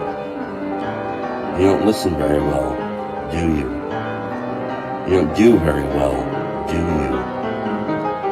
You're not looking too good, are you? Keep up. Appearances aren't what they seem. Will you ever grow up? You look like you're stuck. I think you took too much. Echoes the ghost within the host, who prays the dead bury their dead, and stay buried in a fading dream.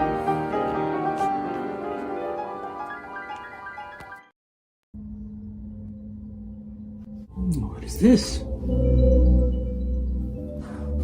Long before San Antonio Sartori was formed within his mother's womb, his destruction was predestined. A vessel of wrath created for destruction shall meet its fate in a collision with the vessel of God's holy vengeance. By sovereign decree, the Calvinist will meet your fate.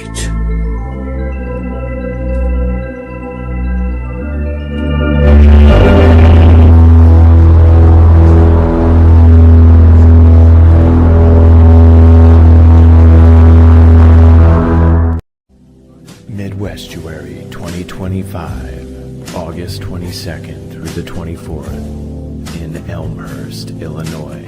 A weekend you won't want to miss, with special guests Cale Zeldin, Paul Vanderklay, Rod Dreer, Elizabeth Oldfield, John Vervaeke, and Jonathan Peugeot. Midwestuary 2025, the Fellowship of the Spirit. Stay tuned for more details. Visit us at midwestuary.com for ongoing updates.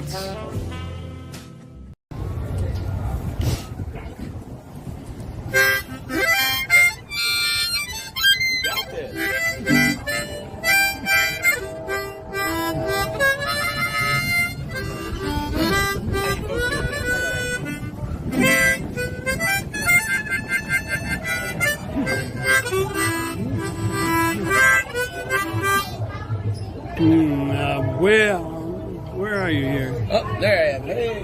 Where are you? Where? Got me? Oh boy.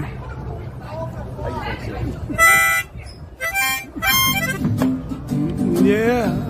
Walk with me, Lord. Walk with me. Come on, man. Walk with me, Lord. Walk with me. All along this Jesus journey. Walk with me, Lord. Walk with me. Yeah. Walk with my mama. You walk with my mama. Walk with me. Walk with me too. You walk with my mama. Yeah. Walk with me. And walk with me too. Oh, my. Yeah. Jesus journey. I want Jesus. Want Jesus. Walk with me. Walk with me. Hold my hand, Lord. Hold my hand. Hold my hand, Lord. Hold my hand. All along this Jesus journey. Hold my hand, Lord. And hold my hand. Walk with Moses. You walk with Moses. Walk with me. Walk with me. You walk with Moses. Walk with me. Walk with me. While I'm home. Yeah. Jesus journey. I want Jesus. I want Jesus to walk with me.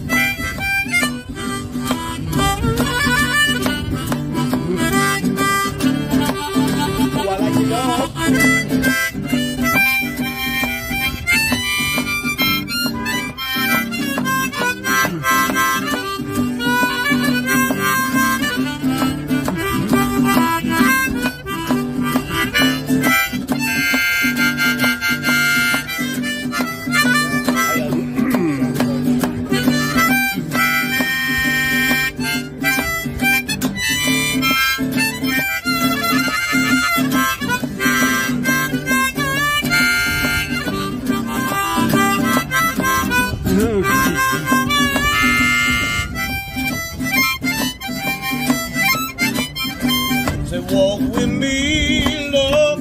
How y'all do it? Walk with me. Walk with me, Lord. Walk with me. Walk with me. I'm on my city Lord. I want Jesus. I want Jesus to walk with me. To walk with me. Walk with David, a little shepherd boy. Yeah, you made him a great king. I know David shouted for joy. He walked with David, and he's a little shepherd boy. You made him a great king, and David shouted for joy. That's right. Oh, yeah. So walk with me, Lord. Walk with me. Walk with me, Lord. Walk with me. All along this Jesus journey. Walk with me, Lord. Walk with me. You gotta walk with me, Lord. Yeah! That was rocking great, brother. Oh, yeah.